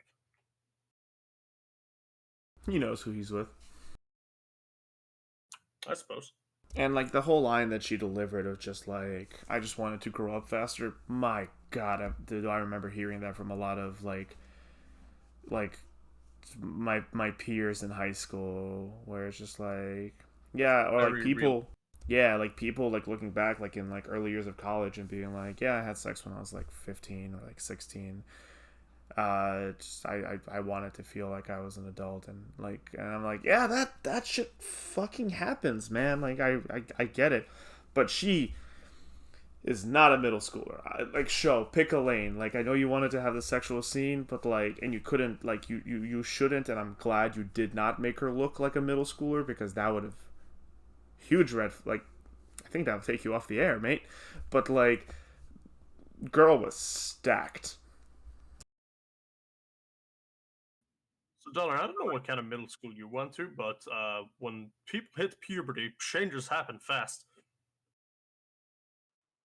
But I don't think anyone I went to middle school with got looked like that. High school, yes, but sure, you start to develop in middle school, yes, but you aren't sitting there with triple D cups. I don't care what middle schooler you are. Like I said, I don't see what the big point is because I went to school with girls like her. Fair enough. Fair enough. Point is, for me, at the end of the day, fucking, they drew her very sexy, like, hips, ass, tits, everything. And I was just sitting there and scratching my head. And I'm like, why middle school? Why again? Why this specific narrative choice? And there has to be a reason for it, right? Either there is a huge presence of like middle school gang crime that like we don't know about as Westerners, or like specifically the author had like or director, someone has like a personal experience here. There's something, there has to be a reason for this, right? I'm I know someone who's finished the manga. I might ask them because I I'm not sure. I Like, I mean, at don't, this point, I don't worry about it being middle school or high school or whatever. I'm just gonna take it for what it is at this point because what they're showing is what they're showing, and what the fuck. We're like already I doing time travel. I can suspend my disbelief some more. she looked so mature that I wasn't sure if like he was hooking up with someone or if she was an escort. You're Yeah, I jealous. thought she was. Yeah, I thought you were a prostitute as well. Yeah, Japan has a lot of problems. The like high school gangs is a thing, but they don't really have high school prostitutes anymore. That's illegal. Yeah, no. When the scene first got introduced, I did think she was an adult. Yeah, my God, like the effect was there, right? He was with hot lady, but like when you realize that hot lady is half naked, hot, like almost naked hot lady is like 15 to 14. It's just like and like we get it, chat, we get it, right? Oh, it's anime, like you just gotta age them up in your mind. Why should we have to age them up in our minds? Why is this like the expression of the medium? Because Japan I is so stuck in their horrific workforces and horrific scheduling that they all want to return to a time when that wasn't the case, which is school and middle school. As for same for this Hanagaki was probably a lot of people's highlights. uh, yeah, yeah, I mean, like I find that argument much easier to do when they're in fucking high school because most manga yeah. takes in high school because that's before life was horrible. But like yeah, reading, sorry, yeah. Go ahead, go ahead. reading interviews with people like Horikoshi, Gege Ikutaro, like pe- those people have made really popular shonen in high school, going man, and just hearing them go, man, I miss high school. Things were fun. That's why I put this in high schools because if I put this in the real world, it'd just be boring watching someone sit there and animate for 20 hours. I'm like, you know what? That's fair. I respect your choice. Uh, You cannot tell. hmm? I heard like "Vup, vup" from you, Oh, and then you my cut bad. out. I said you got to remember that, like in life, there's almost there. It's always it's almost always a person. I mean, sure, today oftentimes it's a boardroom of people making decisions, but like when it comes to like a lot of art and medium, it's always it's usually a person behind and making a decision and making a choice, and there's always a reason behind that decision and choice. So like I am curious to know like what is the story behind the scenes here, but unless there's really anything else you guys want to talk about that, we've talked about the whole middle school thing almost every episode. It's because it's just something that like we are having trouble wrapping our heads around of. But like unless there's something else to say, like we should probably move on to the rest of the episode. Yeah, Yeah, we can move on. Tina With continues to be best girl. yeah, that she does. and you know what? Good on her for standing up to herself. Okay, by the way, was that scene implying they broke up? I couldn't tell. No, because she was still there at the end, and it didn't feel like a Eh, breakup. yeah, no, it implies that she beat the fuck out of him for almost doing something, but he didn't, and she knows he's been acting fucking weird with her comment of like, "Oh, you're back to being the Hanagaki I actually like now. What the fuck is happening with you?" The specific wording that the subs use is that like you're like adult Hanagaki right now. You're kind and like I can see like and I can see you the light in your eyes. But like the last few days after the fireworks at the rooftop, you've been cold to me and you're different. And I'm like oh no. I mean, it proves how childish Hanagaki was back then, how immature he was, and how I mean motherfucker li- was 14. sure, but how little he valued his actual relationships Yeah. and all that. Um, and I, if anything, am surprised he didn't get the shit beat out of him by either Draken or Mikey. Uh, I think they understand that boys will be boys. Speaking of Draken and Mikey, though, I love these two Japanese gentleman gangsters, where it's just like, "Oi, Takamichi," and then just like, "Oh, why'd you bring your wife?" She's like, "Well, you were his friend, so I came to hang out." It's like, "Oh, hi, wifey," and like, "Oh, good to see you again. Sorry about before." "Oh, I'm sorry." Like it was so polite and cordial, and like, what a tone That shift. was nice. I do love how they use the term wifey and not because older bikers will use the term old lady because it's like, oh yeah, I'll bring my old lady. It's just a common thing, but I like how they use the term wifey here. I just think that whole scene and tone shift was cute. I think the tone was choppy during that whole like rally, that meet scene. Uh like with the inclusion of the girlfriend and, you know, Hina getting understandably upset and beats the shit out of Takamichi. Uh like honestly, like I don't there's a question of how does Hina stay with Takamichi? I mean like come on. Like I she seems so I hate using this term because of the connotation it has, but she seems so mature for her age in the sense of like she kind of like has herself figured out. She kind of has like her priorities. She's still a kid. She's still learning the world, but like she's assertive. She's confident. She's also insecure and like I don't know, man. Like Hina again. How the fuck are these 14-year-olds? Oh, I don't worry, mean, he's only horrible to me most of the time. Like last week, he brought me flowers. Yeah, yeah, exactly. there's not always reasons for relationships. Sometimes some people fall in love with people who are generally pieces of shit, and no one in the relationship really understands why, but there are feelings there for some reason, and they are unwilling to let go of them. A lot of the time in relationships like that, it's people that, like, I'm not saying this is all the time, but there are lots of cases where it's they think they can change the person and they want to see them be better because they have these feelings for them. I think that might be the case for Hina, because I mean, really enjoys being with Takamichi when he is not a childish, immature cunt. I Yeah. wonder, is Hina also a time? No, I don't know. The show might do that. Like Hina's traveling back in time with him. I don't know. I don't think so. That Mm, seems bad no. and like not even a stretch or a reach, but like a lunge. But I can also see the show doing something ridiculous like that. Yeah, no, I wouldn't. I wouldn't say that Hina's traveling back in time with him, because then she'd be fucking comatose because she's a fucking corpse.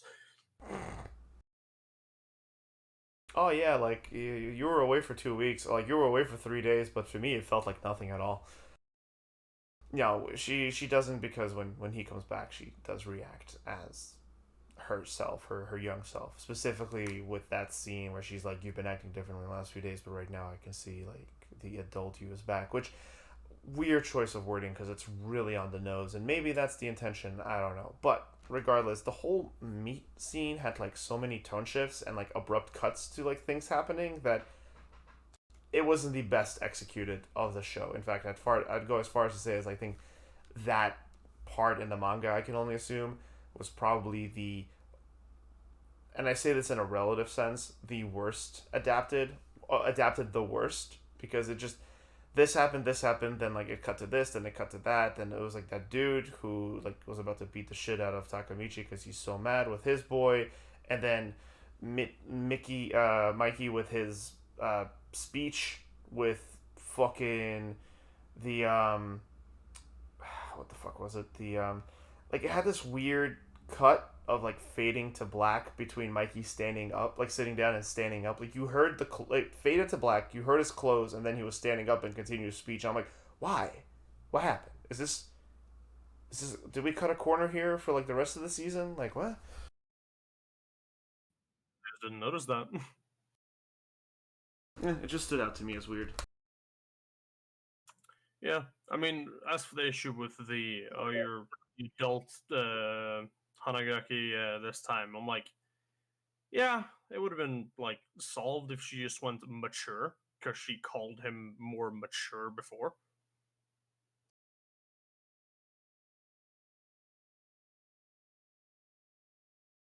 Maybe sorry, I heard you make some noise when I started talking. Did you have something you want to say? Oh,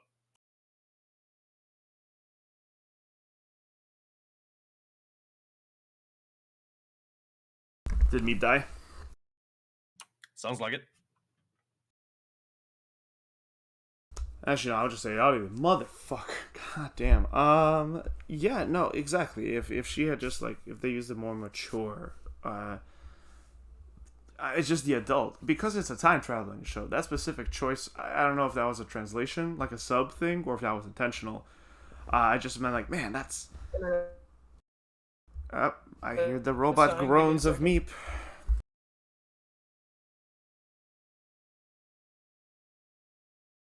Hello? Does he live? I don't think so.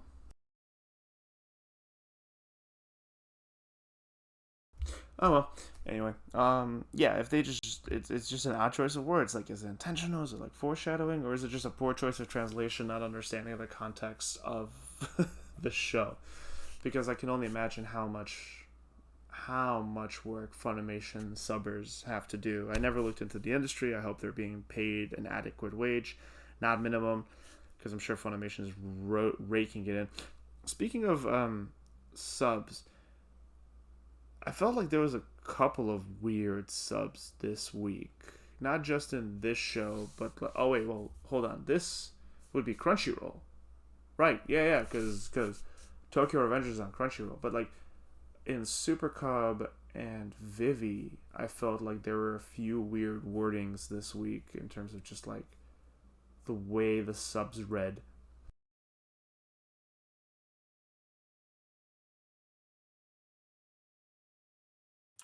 Yeah, I mean, I don't know. Their sub work has been kind of subpar, haha. Recently, in my opinion. Shame on you. Shame on you. I noticed when I was setting up the sentence. I'm like, I'm gonna have to use this word. Why am I no? You knew what you did. Well, of course I did. Are we ready to hold up cards? I am. I'll go first. I'm going to fuck the show. I'm still enjoying it. I thought the fucking panicky and the shouty and the stuff about Takemichi finding that he almost cheated without having any control about it was a bit annoying with it. And he going, I can explain it. No, you can't. You have no idea what the fuck was happening. Was a quite dumb of him, but he's also quite notably stupid. Um, I'm a I'm time still traveler. I'm still enjoying it. Yeah. I'm gonna fuck the show too. I I really enjoyed it. Mikey and Draken are best couple. They're they are definitely really good together. And saying that, I just realized we have no couples this season. That award's gonna be a fucking crapshoot. We'll figure it out. We'll see what happens. Yeah, Matsumoto and Vivy. No, but yeah, I really enjoyed this episode. I'm gonna fuck it. Yeah, no, I'm fucking this episode too with no surprise. This show's weird, man, but it has me. It has me. I'm invested in this story. I'm invested in Hina.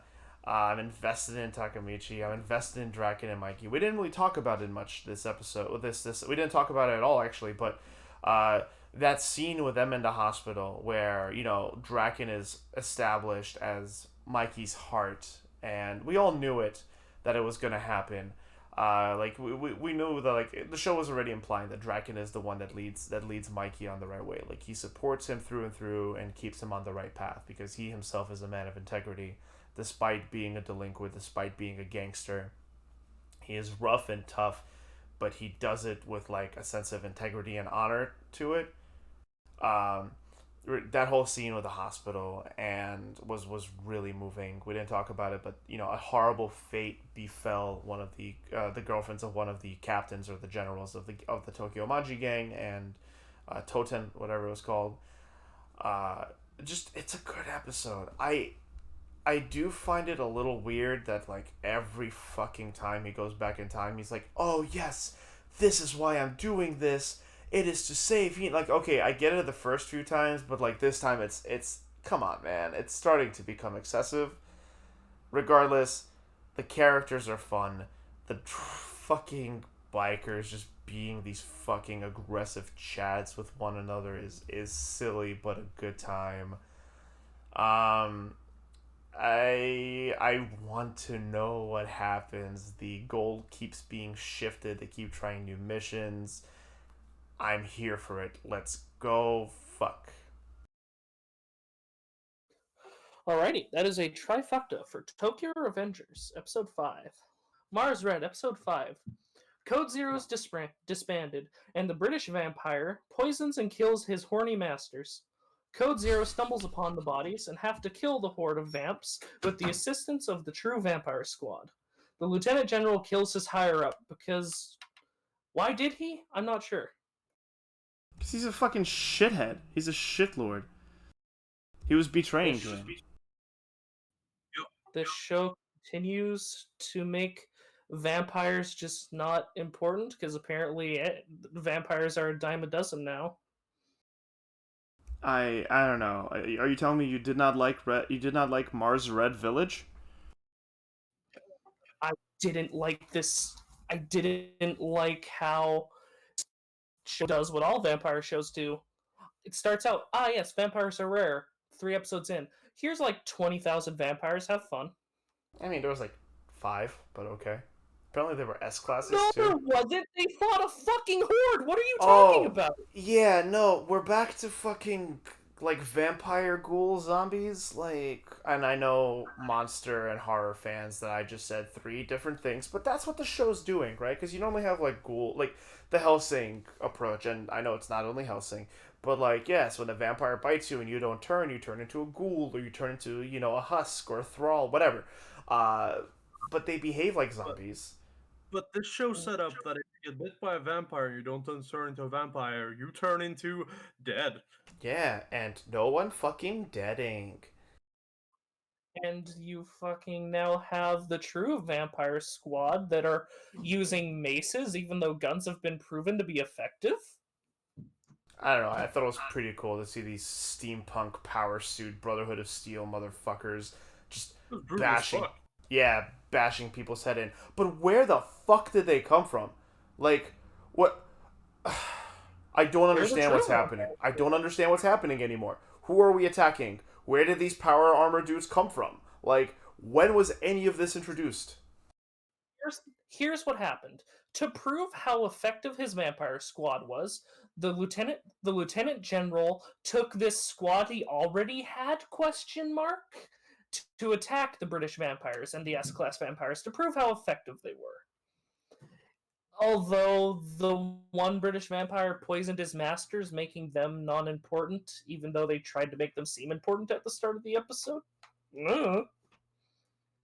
Where's your vampire lady Dimitrescu's now, huh, internet?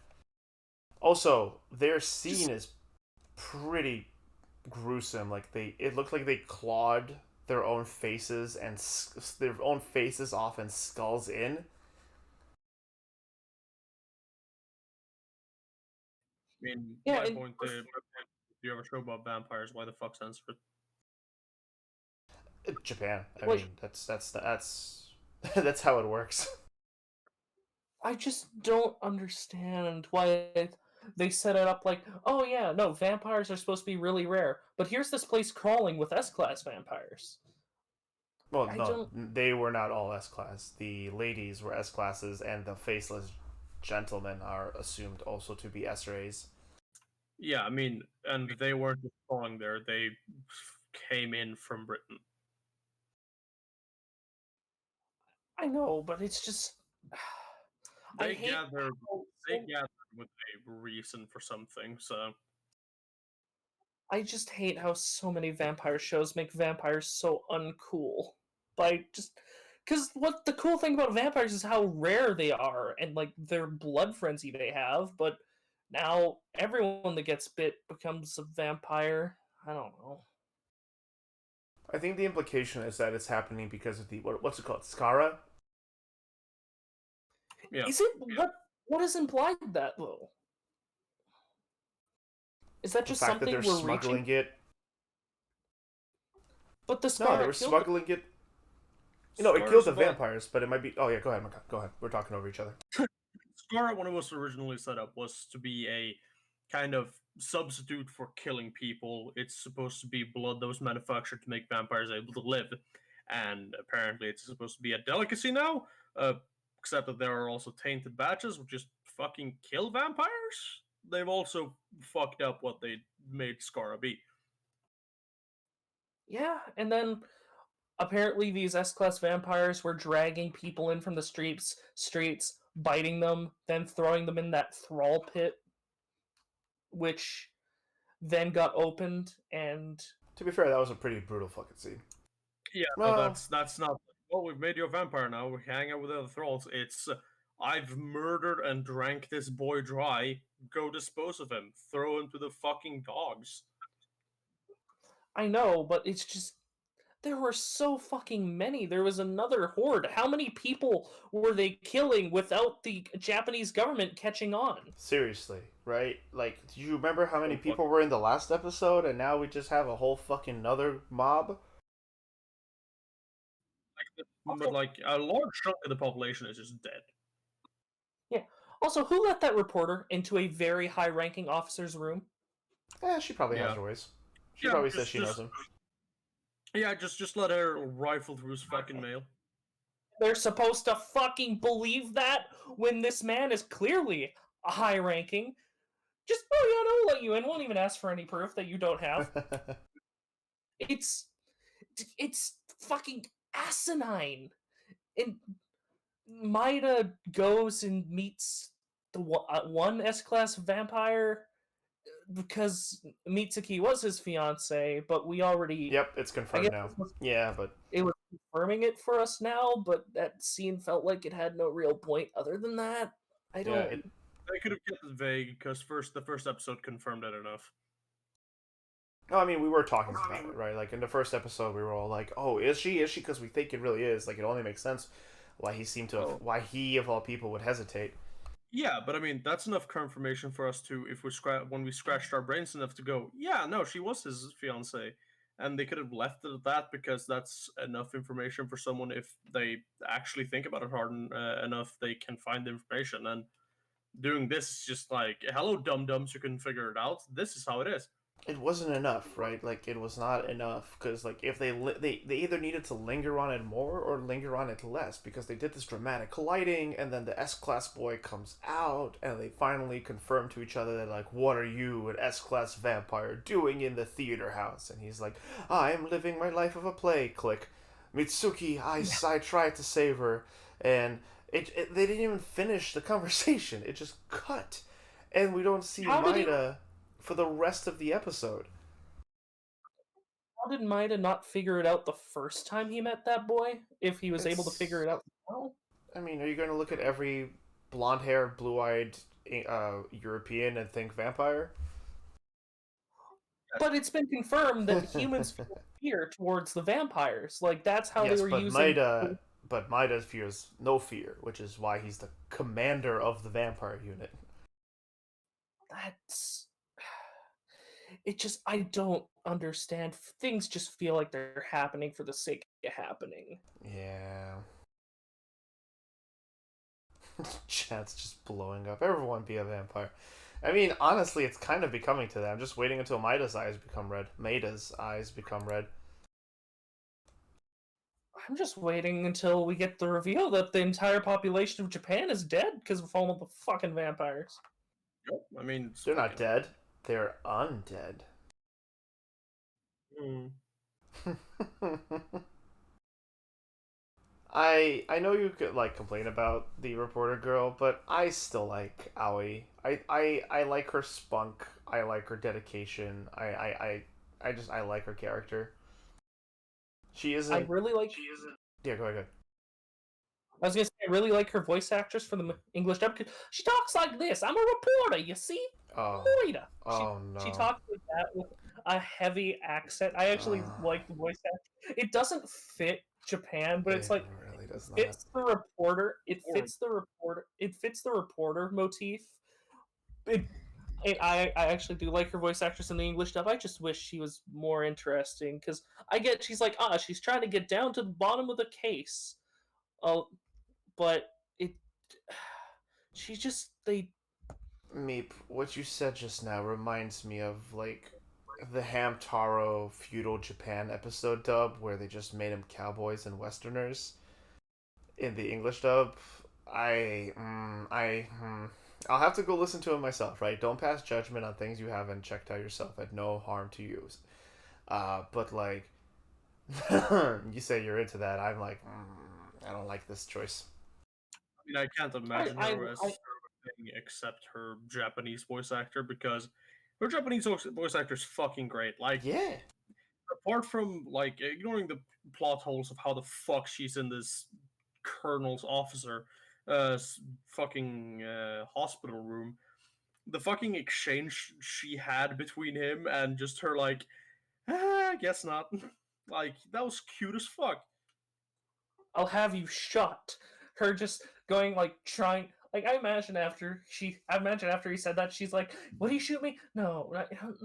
Just looks in his eyes. Maybe though. Maybe he would. that's why she left. Well, the reason why I like the voice actress is that she sounds like she's having a lot of fun, and it fits the both time period and reporter. Does not fit the country though. Yeah, that's the thing, which is why I specifically made that Hamtaro reference. Like, Hamtaro wasn't a samurai or a lord. He was the sheriff of. Anyway, Jello Apocalypse did a whole April Fool's episode on it. It was great. Speaking of voices and voices that we like, Yanagaki's voice actor, I I really like Yamagani. What's his goddamn it, his name? His name. We always change it up. I was read Yamanagi's voice. It's different, you know. Like it fits the character very well, and just like it's not your traditional gravelly. It's like really really rough, and it fits the character to a T. And I actually really enjoy it. Man smell. Say in the English dub, the man sounds like he smokes five cigars in a row. That's That's kind of the voice he has in Japanese too. Yeah, yeah.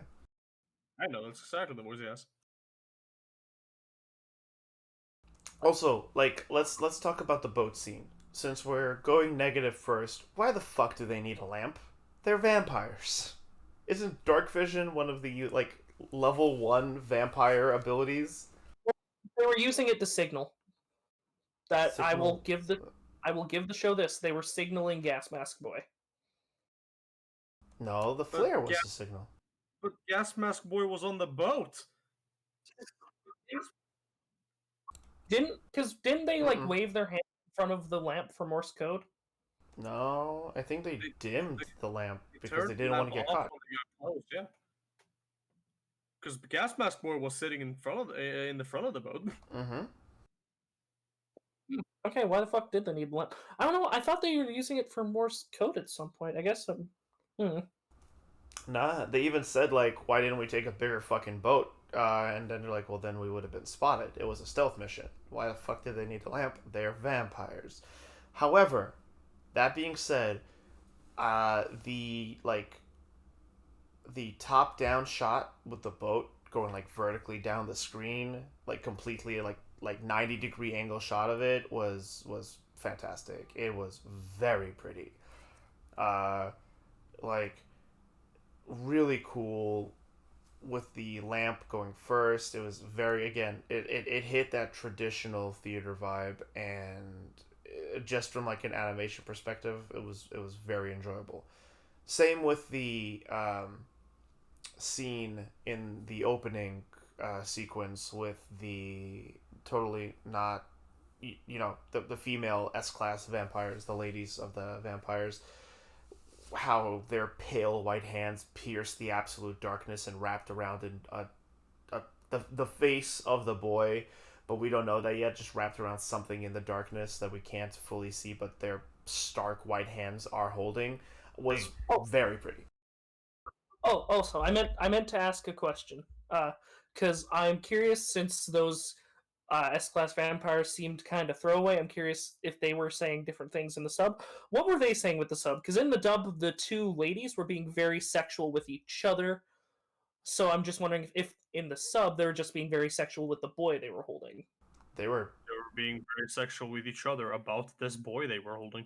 were they being sexual with each other? I mean, there's the whole thing like, let me have him when you're done with him, but like, we know they're talking about like eating him and sucking his blood, Yeah, not. but vampires, ladies, fucking, of course they're doing everything with some fucking sexual undertone. Doesn't mean they're actually being sexual, but they have a sexual undertone. Yeah. Well, okay, in the dub, they say, "Let me see you when you're done with the boy." They don't say, "Let me see the boy when you're done with him." I mean, there was that, but mainly they were complaining and talking down to Rufus about wanting to be out in the world, But then Rufus killed him. which is Which funny because I saw that coming a mile away.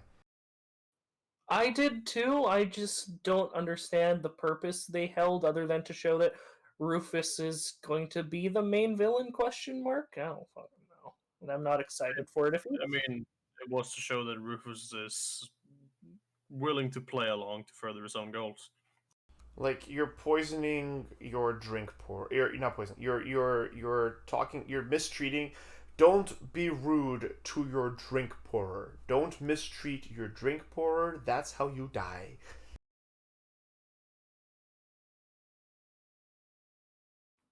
yeah, I just it kind of felt like the S-class vampires had no real point. I don't know. They had a point to show that S-class vampires are not unkillable, and that whole, not even B plot, C plot that the minister was doing, where he was like behind the lieutenant's back, he was like importing English S-class vampires to completely overtake his funding and just make him uh, whatchamacallit, what's the word? Useless, but not useless. Oh, Obsolete. Thank you. Oh God, we also called it the lieutenant general is. So it's left ambiguous, but it seems like they're trying to frame him up as being a villain. I don't know about that. I think he's just a villain in the sense of a good guy going to extremes. I'm just waiting for the Bradley turn from him, if I'm being honest. I'm just happy to see that lying rat-tailed fucking politician just get shot. I kind of, that scene was a little anticlimactic to me. He just shot him and he's like, "Why?" And he like, "We were once at the same page and shared an ideal."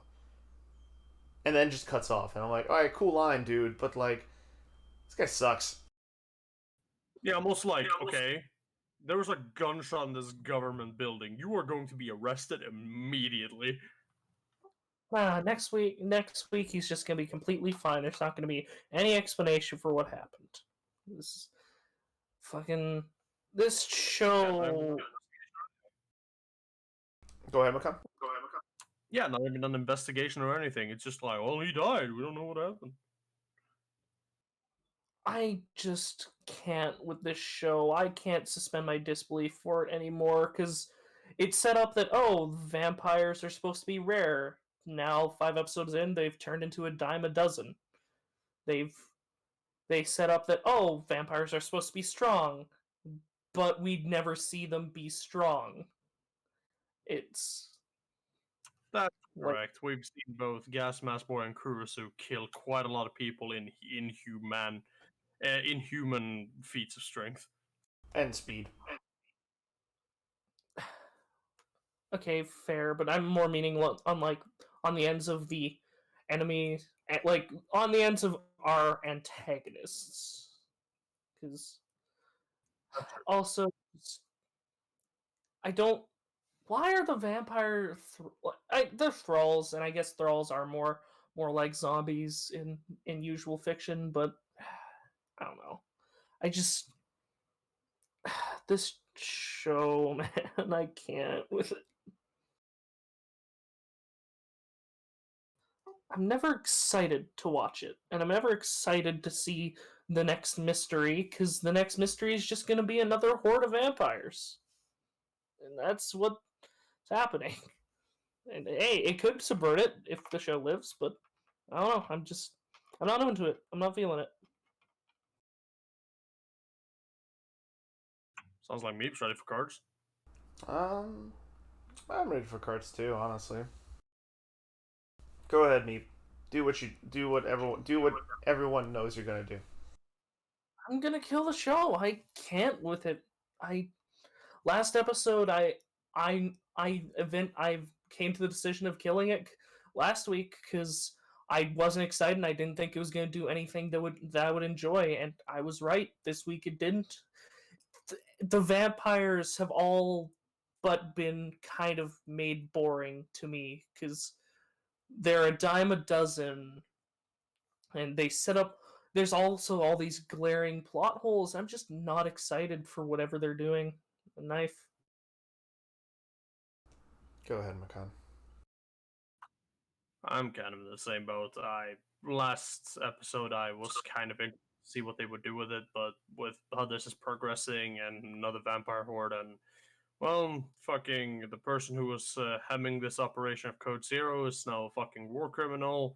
He's arrested logically, and fucking Mada's in the hospital and ran out, so no one really knows where the fuck he is. The show's just all over the place, sets up a lot of things and delivers on nothing. I'm gonna kill it because it's really not doing anything at this point. It's a shame because the first episode gave such a promise with the fucking theater aspect.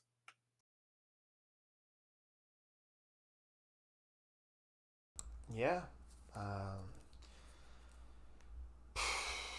Boy, has this show lost me. Like, I'm not following what's happening at all. When did all this shit get made? When did these soldiers in power armor become a thing?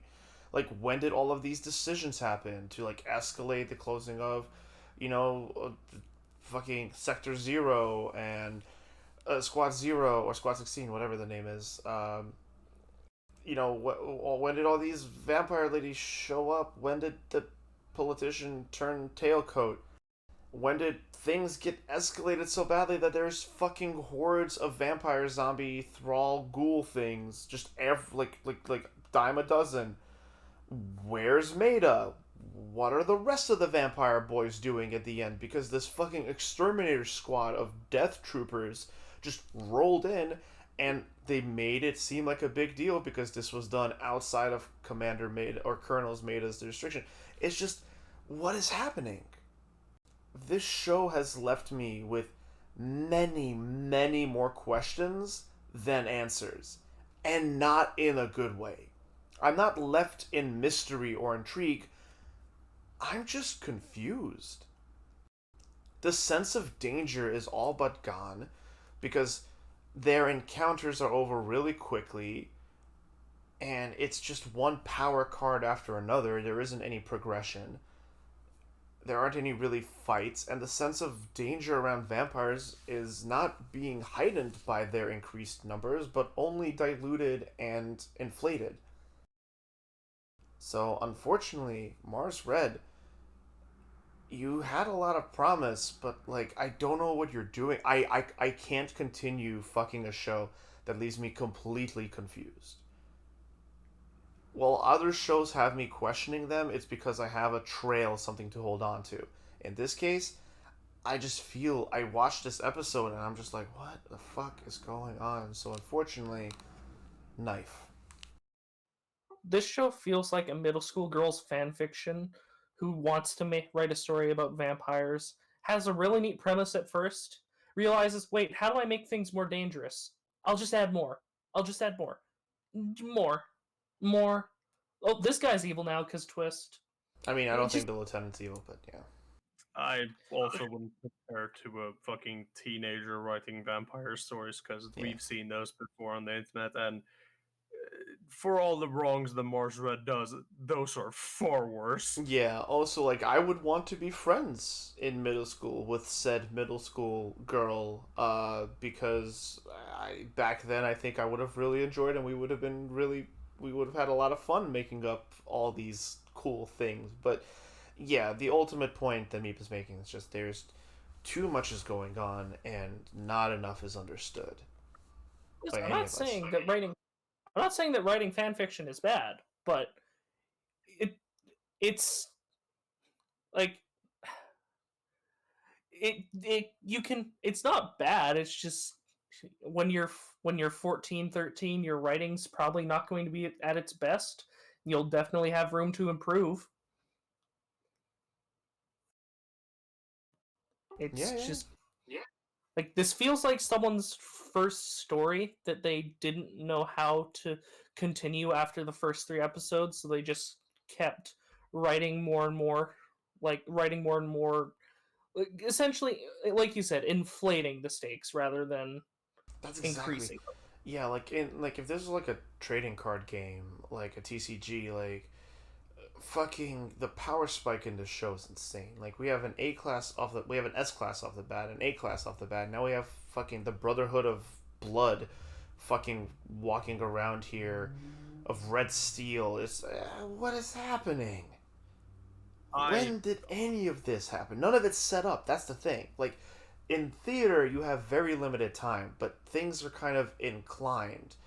The knights are shown in the background or talked about and mentioned before they march onto the scene to create this dynamic moment of like and the audience sees like these like 10 or 15, 20 extras march on the scene and our lead actors and players go gasp or hurrah or depending on the scene. This is just like who the fuck are these dudes? I would kind of disagree with both of you on that. At least I would not say this show is a show that doesn't know where the fuck it's going. I would say this is a show that got a bit too caught up with its theater snobbiness and artsy fartsiness, and just kind of got too caught up in trying to act better than the viewer that it ended up not explaining anything to the viewer and ended up losing us because of it. Yeah. Well, that's a triple knife for Mars Red, episode 5. Sorry, buddy. Let's move on. Let's move on to The World Ends With You, the animation, episode 5. Neku and Josh meet with Old Glasses Boy, where they reveal they've been able to see the underground from the real ground.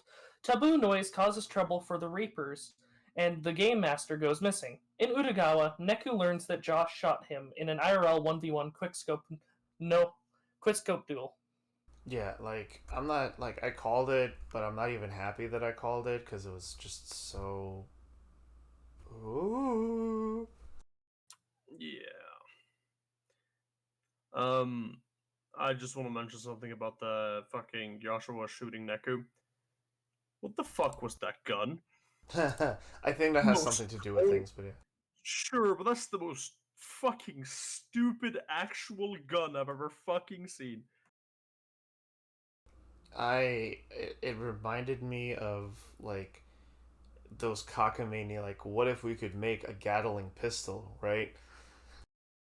But here's the thing, it's the same model that like the purple-haired Reaper was using in the episode, Is that what it except when was? she yes, except when she was using it was firing fucking lasers.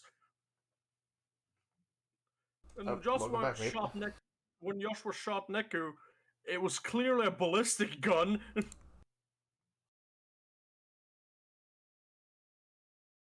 Am I dead? Is everyone dead? What happened? Uh, I'm I'm dead. here. Yeah, you're dead apparently.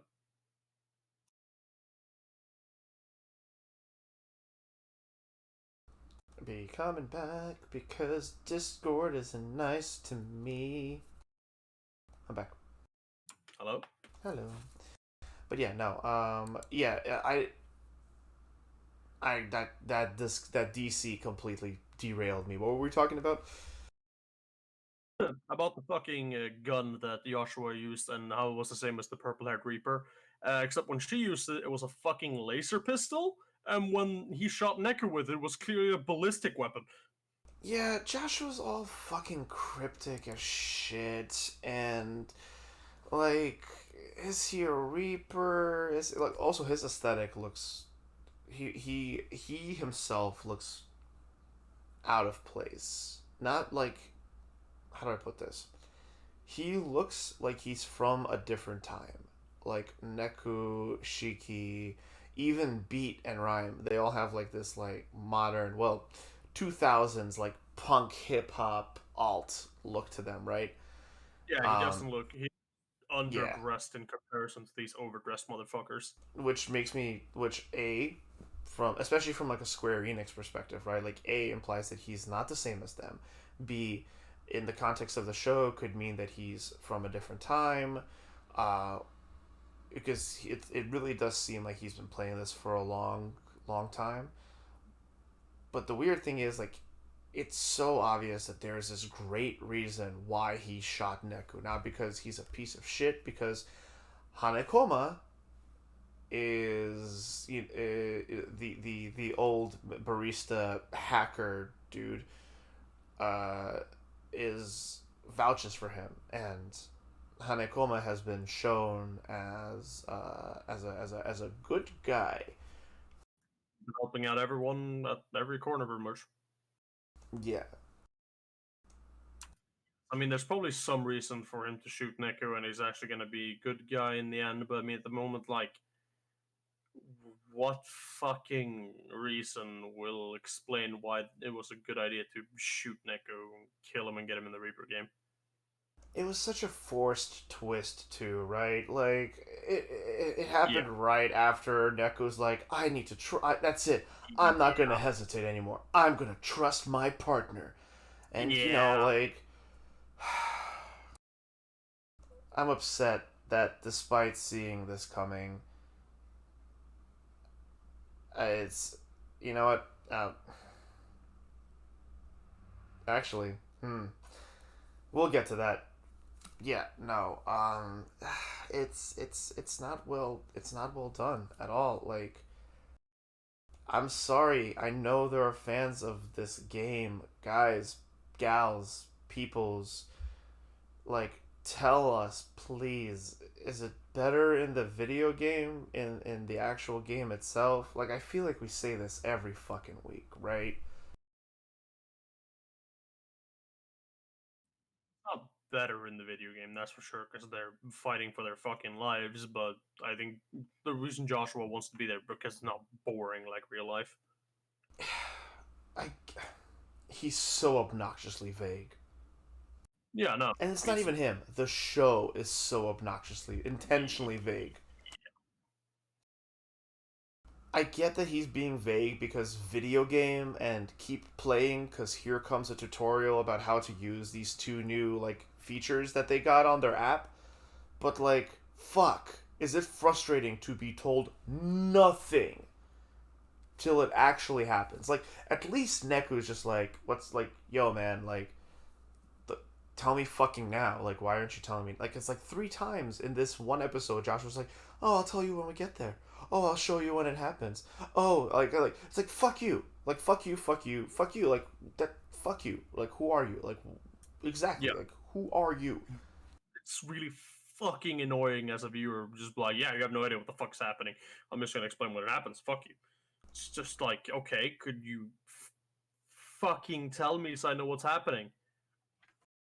The thing is though, like Neku's like us. Neku's just forced to go along for the ride, and it's almost insulting when this really cool, like I like Hanekoma a lot, not just because of his voice actor, but like I like his character. He strikes me as, he's the Uncle Crow. He's the he's like, the shadow hero, who's just this guy who's seen enough and knows a lot and wants everyone to do well.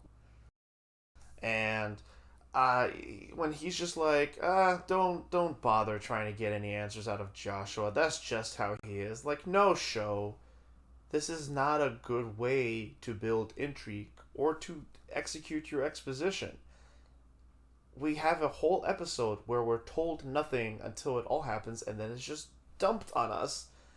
And then, ooh, big reveal.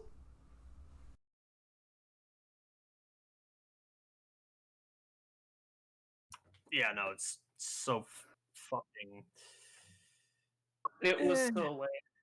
Yeah, it's just a whole lot of vague bullshit until it's just like, haha, didn't expect this, did you? We fucking did. Yes. It's it's just it's this show. I mean, I'll go back to what I said the weeks and weeks before. This really feels like it feels like a Saturday morning cartoon, in not a good way. A Saturday morning cartoon trying to be edgy and deep with their shit, but they have no idea how to fucking do it because they've never actually written it. I have become more curious about our two low tier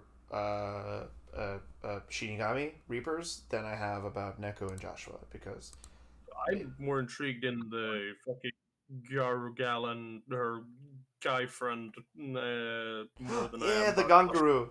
Yeah, the two Yeah, Ganguru characters. Yeah. yeah, those are fucking interesting. Can we follow them instead, please? No, they ran away. The thing that they did Still 3 times alive. now. What you see is going to happen is that when Neku and Joshua finish the Reapers game, and Neku is going to have to kill Joshua in another 1v1 quickscoping match. And when he goes through the third Reapers game, he's either going to pair up with that guy or that girl. One of the Yeah, two. and like Joshua being the piece of shit that he seems to be is just like, no, don't you know? If you win the game, only one of you gets to come back to life. And then like having Neku for the third time this episode, third time, that maybe second, maybe second or third time this episode, fourth time in the series, if not fifth in the last 3 episodes, say that, oh man, Shiki was taken as my entry fee and it's all my fault. And I'm like, oh my god, this is worse than Tokyo Revengers, where Takamichi every time needs to be like, I'm doing this for Hina. This is why it's important. Like, we get it, show. Why? You're obviously taking time away from other things to put time on this. Why? And the game master has disappeared for some reason. Oh, how unconventional. I mean, the idea of him killing other Reapers is fucking crazy, but I'm not gonna lie, that's pretty cool. But that's like why I'm interested in Koiki and the pink haired girl Reaper. Also, where's Beat? He cool. Oh, he wanted to kick not Deku. He wanted to kick Neku's ass, and we cut away from that and don't. All we get is a flashback of him.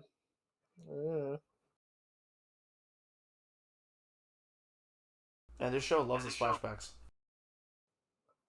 Also, really fucking weird how your boy and Joshua are able to see the underground from the real ground, that's I mean, I don't that I don't really get a weird vibe off of that, right? Because like Japan likes its occult myths, right? Like look at Jujutsu Kaisen. Like I just it's kind of that similar speed, you know?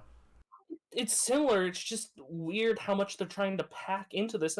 And I understand it's based off a video game that has more time to sit with these concepts, whereas here it's just they feel shotgunned out and nothing is given enough time. Yeah, I think you stepped away for that point where I was just like it's just like it's so fucking intentionally vague because I get it. Video game. Here comes the tutorial to teach you the new function or the new feature or the exposition dump between battles, but like ugh. Anyway, we've been talking. Makan, anything you want to add on this topic? like the only thing I'm interested to see is if like Joshua and Neku beat this current Reaper game and what the fuck happens then, because like only one of you guys leave and Neku's like, alright, I'll leave. You enjoy playing the Reaper game anyways. I'm gonna fucking go. And then it's just like, well, you only get back one of your entry fees. And I mean, I feel like Neku would just be like, well, take Shiki back then, and then I don't know, I'll just die. Because I feel like that would be his thought process and what he'd do at the moment. But I guess Joshua would do some bullshit. I don't know. Yeah, I don't know. I'm ready for cards if you two are. Yeah, I I really don't have a just lot to say. I feel like the setup is going to be like, Neku, I saw the inherent potential for you to be the hero of the Reaper game, so I killed you so you could come into the Shinigami game and win and save and stop this cycle.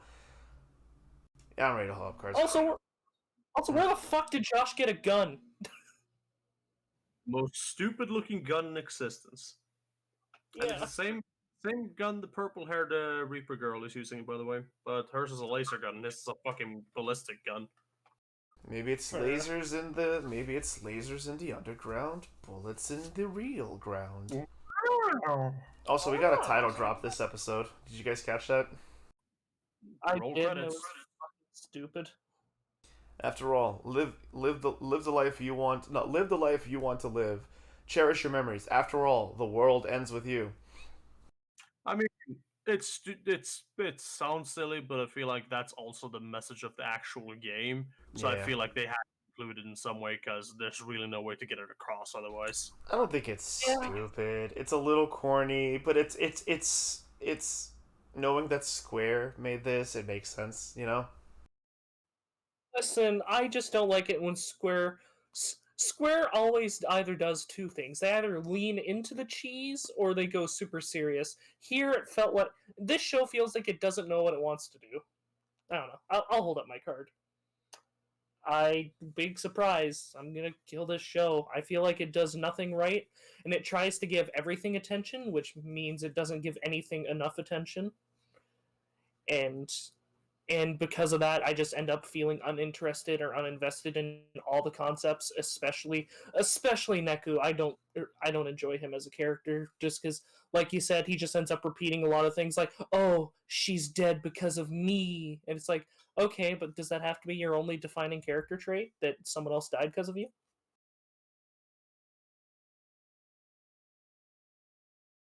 You want to go, Makan, or should I?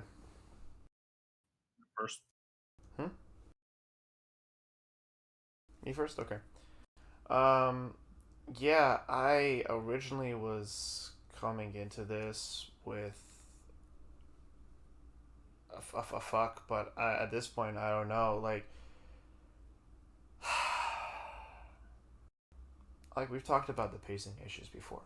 We talked about how stylish and how cool it looks. Like it's not for everyone, but I really enjoyed it, and I really do. Neku, despite being really unenjoyable by me, is turning into a character that I am interested in now, relatively compared to many other aspects of the show. But yeah, he's a JRPG protagonist, insufferable at first, and then becomes way more interesting. Still, Tales of the Abyss, too much. Holy shit, too much.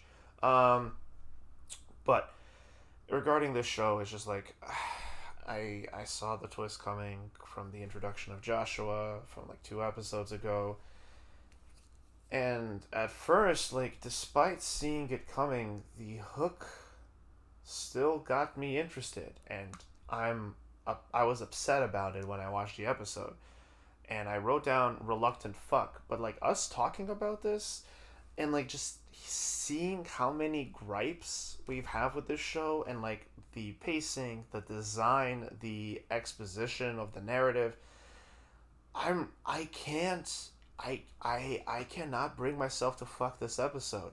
It got me because it's designed to get me. It left on a cliffhanger because it is one of the story points that was being foreshadowed quite blatantly for the last 3 episodes. So of course it got me, and I'm gonna watch the next episode. But I can't with a good conscience fuck this episode. So knife, the world ends with you. I mean, what more can we say? It's just No, Yo, uh, yo, yo. the show was weak this episode. Real fucking weak.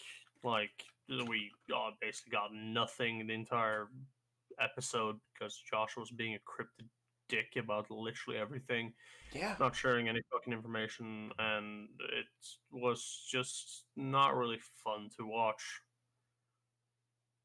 But like Dalaran said, I, regardless of seeing it a mile away with the fucking, oh, Joshua was the one who killed Neku in his favorite spot, I still want to know what happens after that, because sure, he killed Neku.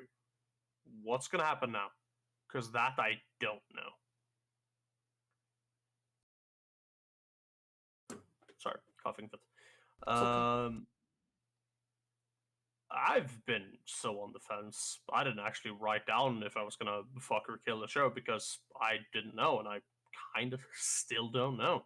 And Honestly, if I was I'm, kind of in the same boat when we started holding up car. Look, you heard me right because I started saying like I yeah, saw that yeah, it early on, and like I realized, wait, I think my vote is shifting. Then, if you're on the fence, may I try to sway you to one way? no, this is my point, and this is from my perspective. Um, and despite all of that, I'm going to end up watching it. And if I'm gonna end up watching it, then that's the same as me saying I want to keep watching from this. So that's a fuck for me.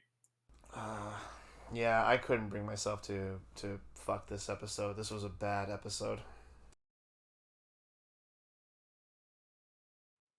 Bad I would like to hear show. your point, though, Meep. See, my point was that if we got a wheel, both of these shows could have died, and we would have more time next week. Sure, but I'd rather just take the chance and not have to watch more and more Thread because I enjoy this more at this point. I think I might have enjoyed this more, but it left me more frustrated than Mars Red did. Yeah, more Thread was just like, what the fuck is happening? And any show I that just makes me feel frustrated cannot get the eggplant from this guy. every episode it seems that at least me and Utah have just had more and more issues. Like more and more issues, and the issues that were still there don't get better, they get worse, especially the pacing. And it's just thinking about all these twists and theories we've put out, none of them are exciting because I don't think any of them are going to get enough time to breathe. I don't know. I just I just anything. I want fucking Neku's 2 player pins to come into play already. The red pins are just blatantly there. That's another thing. Like the show does that what JRPGs do. It's like you don't have the chance to react to something that you get the read on. Like the red pins are there and like they're like, "Oh, they look like player pins." What a coinky I mean, they set up Neku's double player pins fucking 5 episodes ago, and they still haven't done shit with it. Like, nothing. I And want to know what. yeah, that's fine in a long-term format, but you only have so many episodes, and like they're choosing to drag their feet with or like build anticipation with a number of things, but they're just shooting out other things left and right. It's just Yeah, well, that's yeah, that's two knives and a fuck for World's End. Yep. Well, let's move on to Shadow's House, episode 5. We get a look into the Shadow's relationships the day before the debut. Mia seems to receive abuse from her master. At the debut, a special living doll judges them, while Emiliko and Kate seem to do poorly. This is an Also, Rick, interesting episode. yeah, I liked Ricky and Patrick get fucking shit on. I like seeing them get shit on, while Because Lou and her Shadow Master do really good. they're such shitheads. I mean, I don't like Lou and Louise either. Like, I think Louise is insufferable. Like, ugh, like she's like that token noble girl. Like, oh, ho, ho, ho, ho. But look how pretty my face is. Isn't she like so pretty? Oh, you, it's like her and Patrick are like the same sides of the coin. You know? I Yeah. I liked Lou and Louise.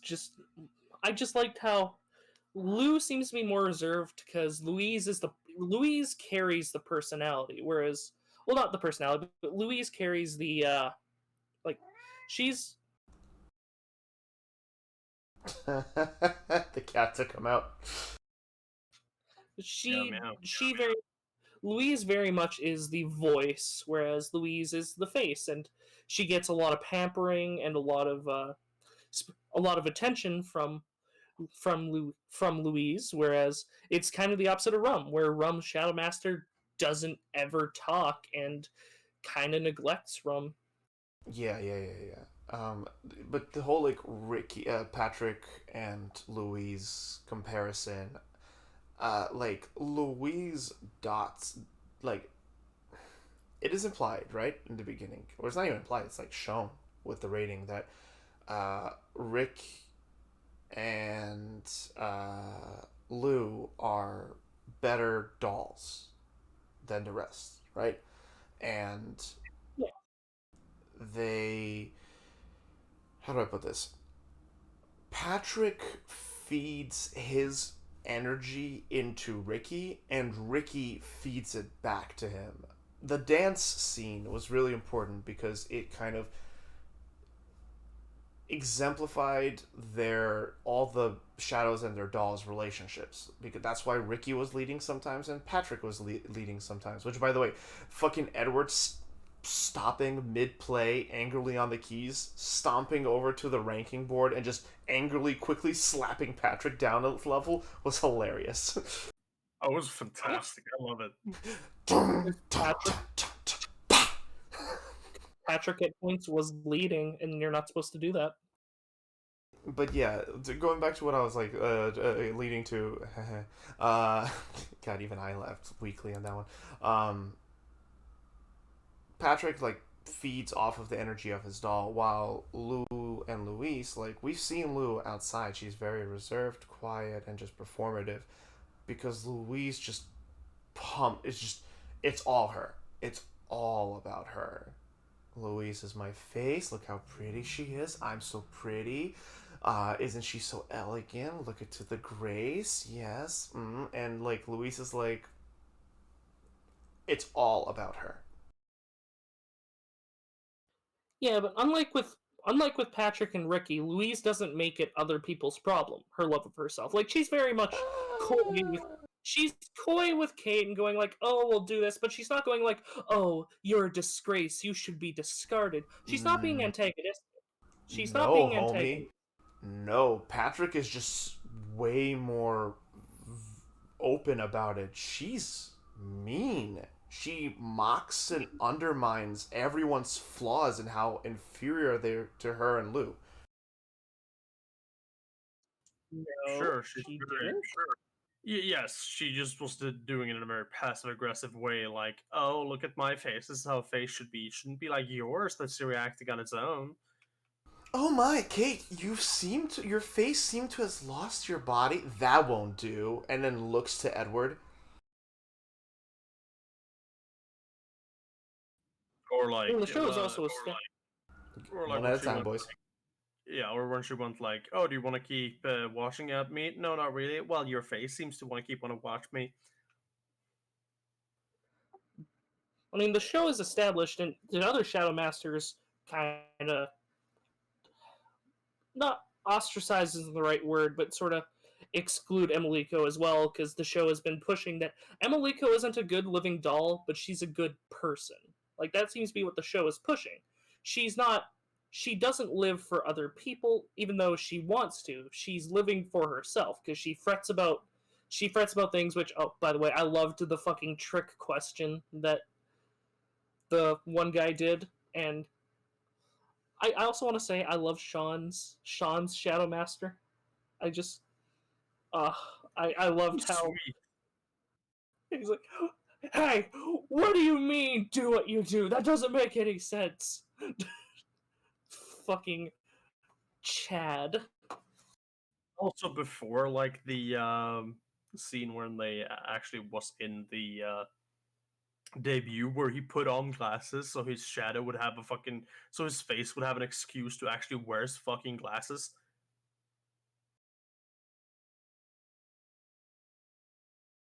Hello? Yeah, I Okay. love John. Hello. Like I love John so much. He is a complete dork, and I love him. He's my favorite now. Him and Sean are a great combination.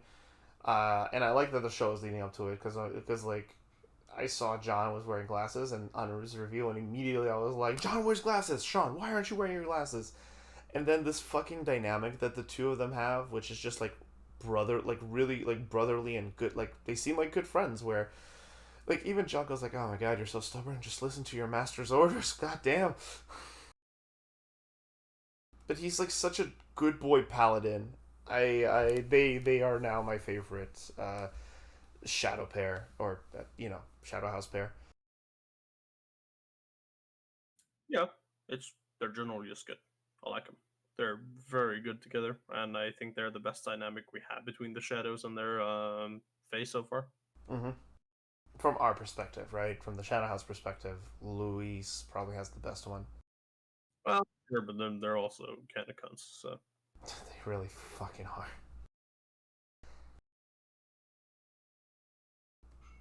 Also, it was great seeing Barbie get her comeuppance in the beginning, just standing there. Her hair is less floofy, it's more flat. She's just not less screamy. Just okay, well, turn out to be a maintenance issues, but it'll happen again.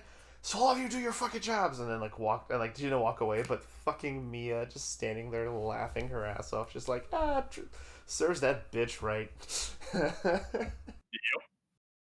Speaking of Mia, Fault.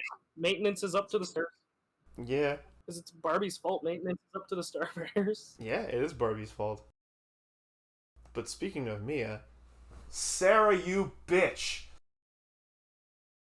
Sarah, you whore. Well, don't like Orcus. No slut shaming. But anyway, fucking seriously, fucking. Ugh. I'm surprised they showed all that too. By the way. If they show scars from abuse, it's not too much to show the actual abuse. I mean, scars are a way of telling a story without showing what happened, right? It's like oh, this person was wounded, and then they'll tell you about it. They actually showed her getting beaten, and what's worse, not just the light fading from her eyes when she comes back to her room and Sarah mucking up her room again. She asked to be beaten. Yeah, which has ingrained some shit about. That is some fucking ingrained abuse to make whoever you're abusing ask to get abused. Like, do we think Mia's gonna die, or do you think Mia's gonna kill Sarah? And then we get to see what happens to a doll that kills her master. Well, either way, I think it could go either way, really. Because, I mean, either we get to see when a doll dies, or we get to see what happens when a doll is without a Shadow Master, and what happens when a Shadow Master dies. Maybe they turn into Scorches. Maybe. Or maybe Shadow Masters are simply scorches that have accumulated so much they actually become a person. That's what I was saying. Yeah, like they're Ah, massive phantoms. Although I had a question. Yeah. They were Sarah says something along the lines of, "We haven't even had our debut yet." Was that a translation issue, or have Sarah and Rosemary not, or have Mia and Rosemary, like those two shadow pairs, have they not gone through their debut yet, or was that I like think they I have gone through their debut, otherwise they would be in the debut with the other people.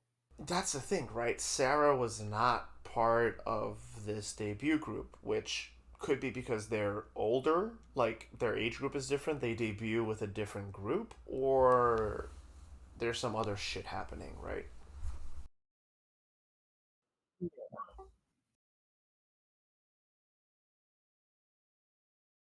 I suppose I the do? opening, the ending hasn't really focused on Sarah and Mia. It's mostly been focusing on these five Shadow Masters and their Yes. fate that have been in this one, and I suppose Mia is only supposed to be a supporting character.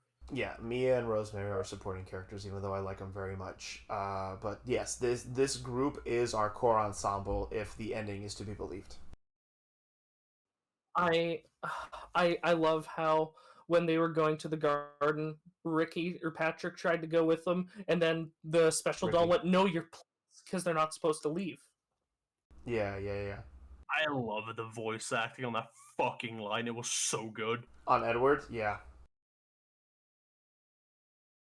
Fancy with his ridiculous fucking suit, Rick Sanchez looking motherfucker. And I just love rude Japanese because it just sounds so fucking mean. Yeah, vitriolic. Oh yeah. But yeah, can we punch Ricky and Patrick, please? Can we? Yeah. Yes. Thank you. Yeah. But yeah, Edward is an interesting thing, right? Because he does have a Shadow Master. We know that he does because he's in the opening. But we haven't been shown him. He's one of extremely high standing, and well, maybe not extremely, but he is one of high standing. And let's see, we know that he's autonomous and that he has his own agenda, which I assume is in line with his master's agenda. And he just stood there with his fucking 10,000 yard death stare, lifeless eyes, and I'm just like, man, this guy, villain. Villain. Villain boy.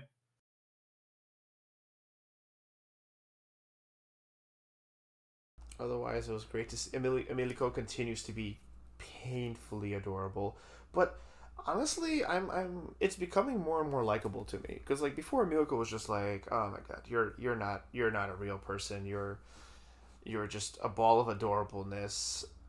And but like something about this episode, I think it's because people started giving back to her. Like she supported Sean, she supported Rum, and everyone's just like, your doll's more. Even Kay's just like, she's more focused on befriending other dolls than supporting and fulfilling her duties to me. And like, I don't fully agree with Kay where she's just like, oh, of course, what have I been thinking? It's not that Emilico wasn't paying attention to me, it's that I wasn't paying attention to her. Like, no, Emilico was not paying attention to you. She was full on ADD friendship brain. Yeah.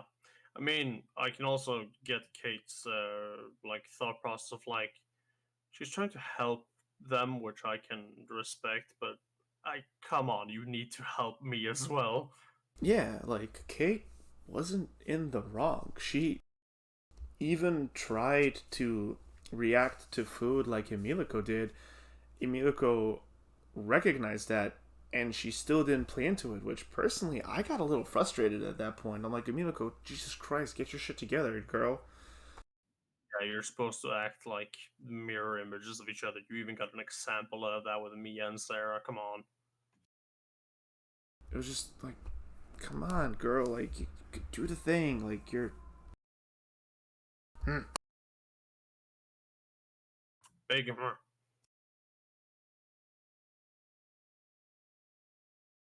That being said, The scene with them practicing laughing and looking sad before she sent her to bed was adorable. Yeah, fucking sad face being all droopy and shit. That's just emotes. There you go. You want emotes? Here's your emotes. Yep. Is Meep dead or is he just being quiet? Look in Discord. Hmm. Yeah.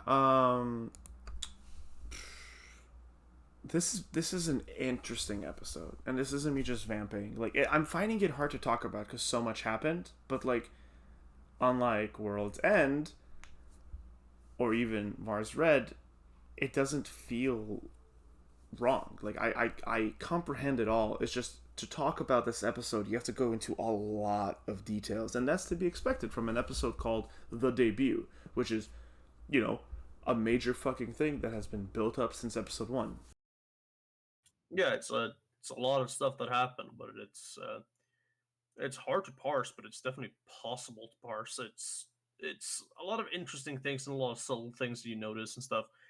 I'm kind of a bit lost at this point in my head, but I still want to talk about it, even though I'm really not able to right now.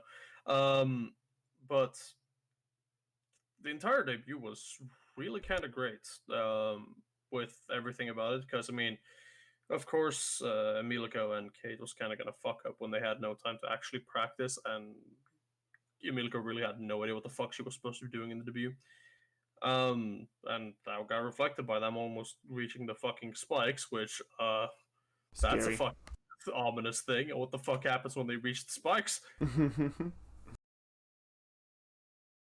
Yeah, I'm still rooting for them, right? Kate and Emilico. And I think the resolution at the end was a really, really good one. That like Emilico is a terrible doll, but she's unique and special in her own way, and that doesn't make her terrible or bad or anything wrong with her. She's just her. And then after that, like Kate's like, so I just have to do this the way I have to just. She like stops focusing on the debut, like what she should be doing, and she does what she can do.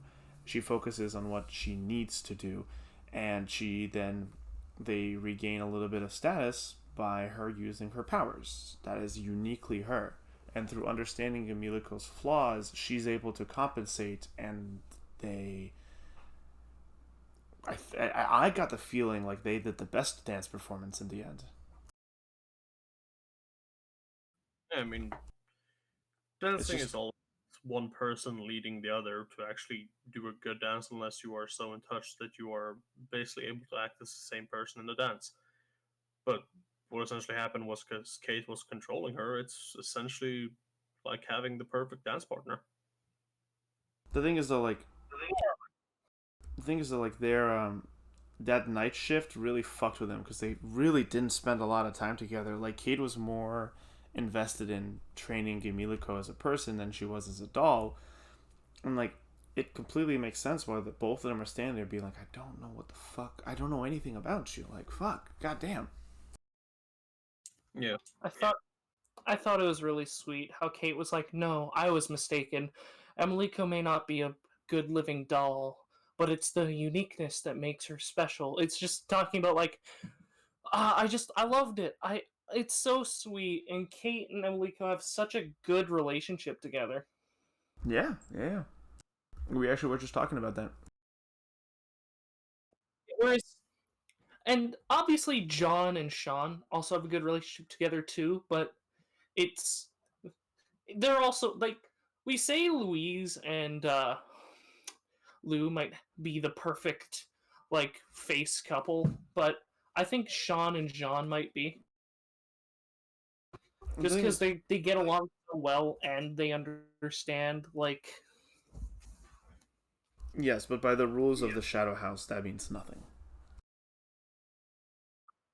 yeah, but they also understand like what it means to be a face. Though, although Sean did fall for the trick question, yeah.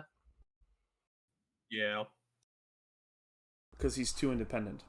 He says no to his master. No one else does that. Like, even Emilico, who means really well and tries her bestest, darned bestest to do the job, fucking, Kate's like, go to sleep, that's an order, she's like, oh, okay, and goes to sleep. Sean's like, no, I'm not done yet. I need to fulfill my duties. He's like, no, dude, it's fine. Go to sleep. I need you to be rested. I will finish this and I'll go to sleep. And he's like, dude, like, John's like, Sean, can you, motherfucker, can you just, you're so stubborn. Can you listen to your master's orders? Goddamn. Boy.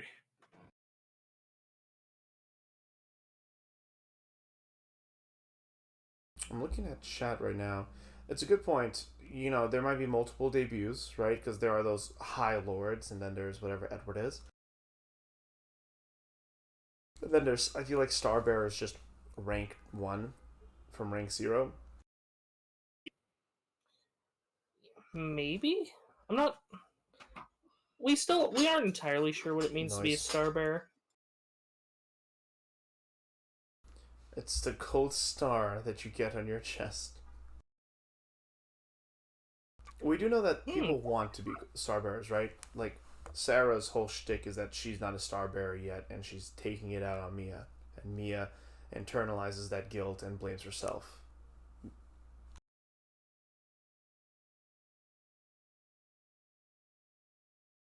Yeah. I mean, maybe that's the reason why Mia gets abused, because I mean, it's clear they passed the debut they had if they already had their debut, which I think is the case. But she's just giving her hell because she did not manage to become a star bearer. I know I'm supposed to, and it goes without saying, I really fucking dislike Sarah. Well, Sarah's a bitch. Massively so. Yeah. She's awful. That being said, Chad also brings up, remember that Louise got points when she said faces have personalities? Yeah, that's I do remember that scene. I didn't get it. I don't get it. Well, they basically get the points for reaffirming the standards that the dolls are supposed to have. They're not supposed to have personalities. They're supposed to just act like the face of the Shadow Master, and that's it. Yeah, because Ricky says Neve, there's Patrick a beeping has... coming from you. I can't help it. Are you David Christoph? Mm-hmm. Can you move further away from it? Like, what's happening? It's right outside my room. I can't do anything about it.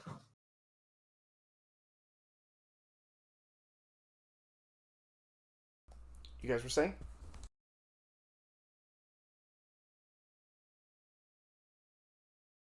It's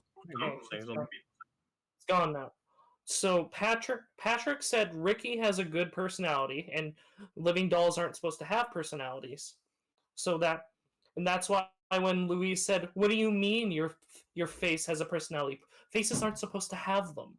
And then that's when they moved Ricky down. They actually didn't move him down. They just moved her up. They moved her up. Yeah. Well, so because he was like, "Oh, Ricky's personality perfectly accentuates me." And she's like, "The fuck you talking about? Faces don't have personalities, cunt." Yeah, and you said that she's not antagonistic and catty. She's catty as fuck. She's antagonistic to the people that matters. We just want to see Patrick and Ricky crash and burn. Yes, and if we have to fight fire with fire, well, I enjoy this fire more.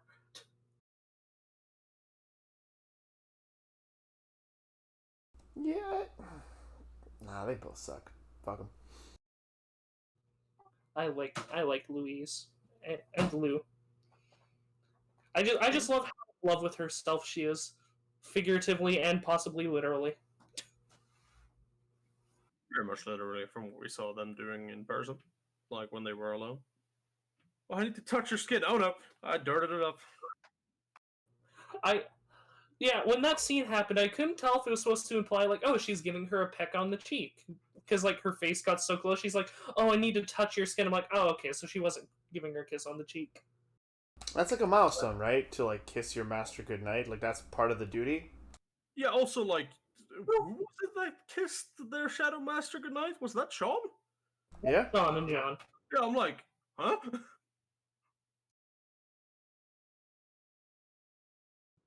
Yeah, that might be a standard that's set. Like, oh, you're supposed to give your Shadow Master a kiss goodnight because so they don't to keep the scorches away.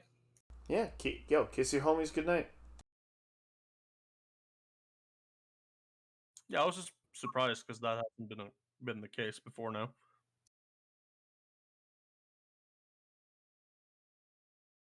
I mean, with evidence, if anything, Sean and John are the most romantic with each other, if anything. Well, I don't think they were romantic with each other. It's just they were they're very close. It seems like I don't think anything romantic came from the kiss goodnight. I think that's just something that they do and might be a standard for living dolls because we know Emiliko hasn't yet, but Emiliko even mentions it like, "Man, I haven't kissed Kate goodnight yet. I'm supposed to do that." Was that No, Emilico who said that? that was Rum who Yeah. thought that. Oh, But okay. like, it isn't the standard though because we haven't seen anyone else do it. And if it is the standard, the show has failed to put that across to us. The people we've seen actually tuck their masters into bed was Sean and John, as well as Emiliko and Kate. I feel like we have seen one kiss. I just don't remember who and when. Yeah, Sean and John. No, before. I don't think so. No, I feel like there was. I doubt it. But yeah, like there's a difference between tucking someone into bed and kissing them. All right, well, like let's not get too carried away. It's just a kiss on the cheek. It doesn't mean much. And back in the day, it's weird for a servant to kiss their master on the cheek, but that is a genuine expression of affection. Yeah, it'd be weird if we saw like Sean licking John's bathtub. Sure, but I mean, at the same time, John's face is just shadow. We don't know if he kissed him on the cheek or the lips. On the cheek, he came on his side. Yeah, he came from the side. Well, we've spoken about this quite a lot. I think it's time we start trying to maybe wrap something up. Is there anything else we want to try and talk about, or ready for cards? Yeah, I do want to talk about one thing before we get to cards. Oh, maybe do you have something else?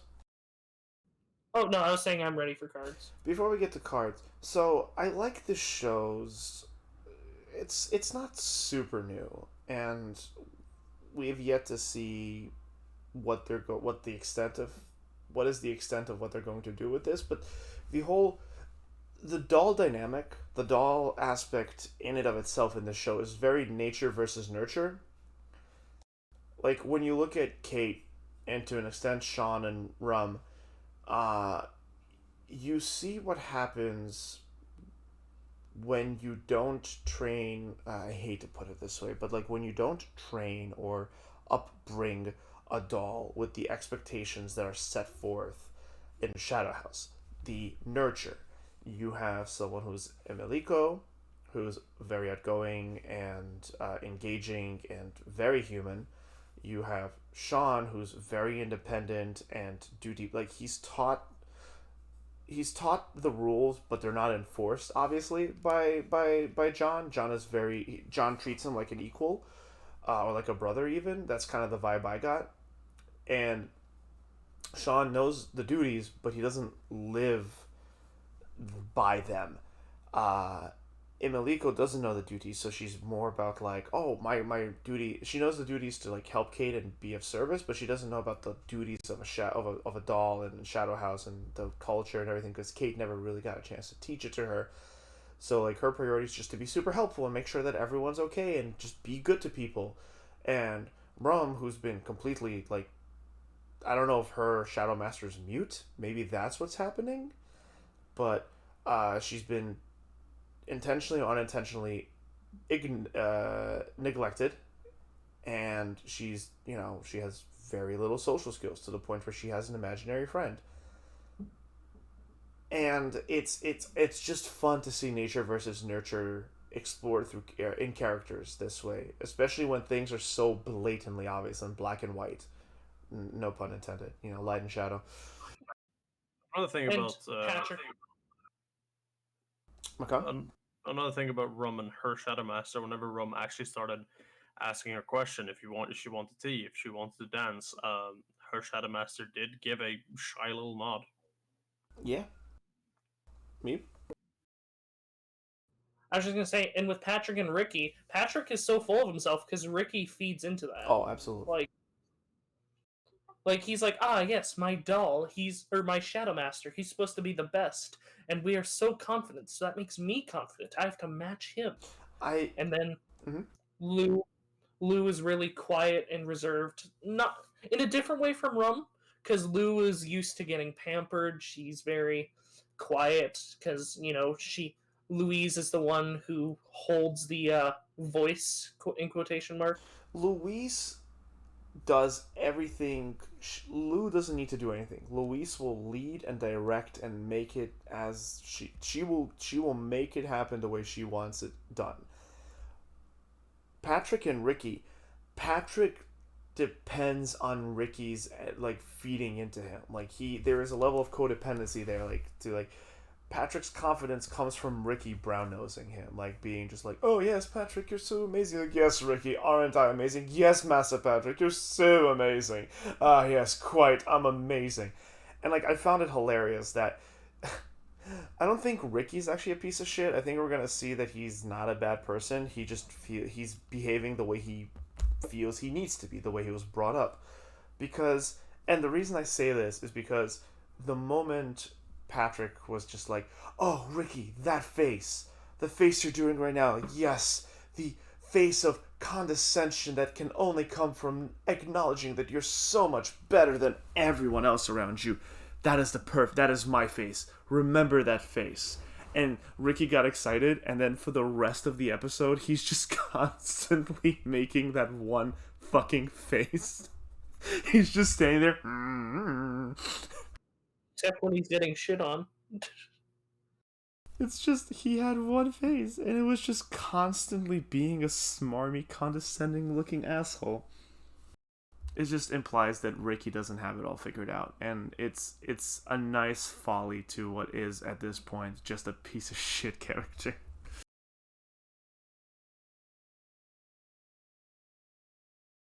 Well, So I'm ready for cards if you two are. yeah, Yeah, yeah, yeah. all right.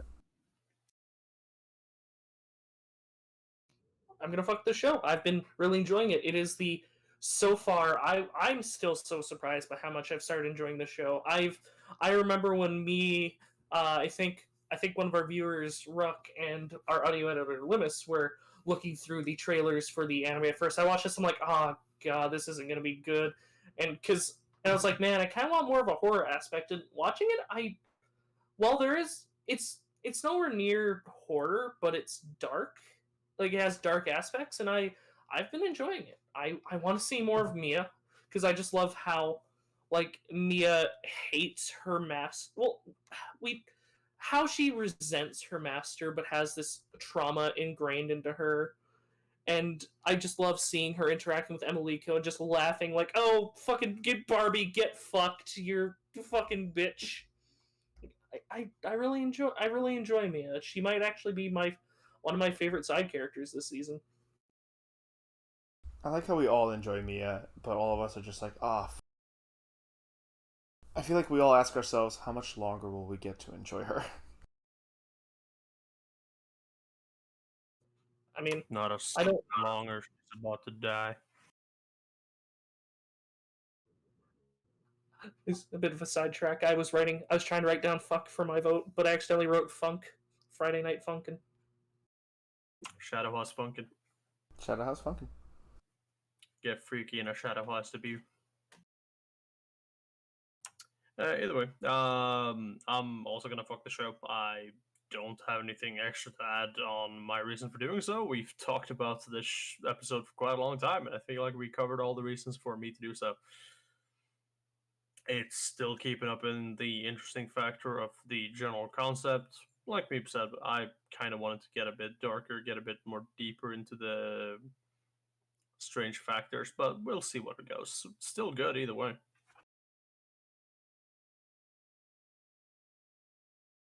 Yeah. Yeah, this isn't a... You cut out Bell. Yeah, I'm thinking, like... This is an... I'm fucking this show. Let's just open with that. Let's make that easier on me. I'm fucking this show. Episode is fascinating in its setup and execution. This is an incomplete episode for sure. Like, this is obviously part one, but like, you want to talk about setup.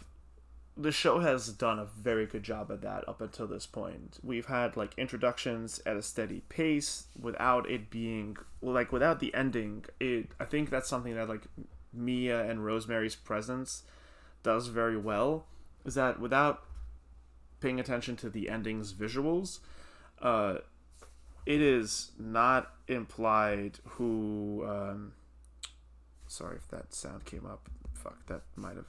Did you guys hear the phone ring? No. Oh, good. But yeah, without the ending's visuals, it's not super clear like who the main ensemble is, right? Like, yes, Mia and Rosemary don't have colored hair, but like the general populace doesn't either. Regardless, the point I'm trying to make is that it is really good to see the show ramp. It has a very good pace, and it's been able to maintain a very nice, steady momentum with its narrative and how it establishes the world. Like I said, an incomplete episode to be sure, but a great one nonetheless. There was so much drama and like a decent amount of emotion as well, like presented to us, like Kate and Emiliko's internal monologues and like their inability to connect with each other. And I think it's really interesting how this show's like using the shadows, because when they were all standing there anxious and nervous about their debut, everyone had their own form of expressing soot, right? Like, we all know Kate's this like steady stream of like warbly stuff. Luis's was like this wavy string of just like, oh god, I don't know. Patrick's was just like radiating off of him, and fucking John was just like sweating, like literally black sweat bullets were coming off of him, like an old cartoon. It's fun. I'm really looking forward to what happens next. I'm really rooting for Kate and Emiliko, despite my gripes with them this episode. I hope they figure out a way through this, and I also want to see what happens with Sean and John and Rum and Shirley. Get it? Rum and Shirley?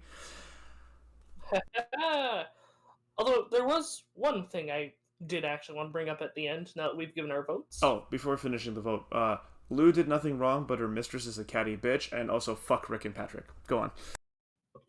Before that, also, Elron, you brought up the point that Mia and Rosemary were not main cast because they had normal hair. I mean, oh no, that was me making an anime joke, like spot the protagonists.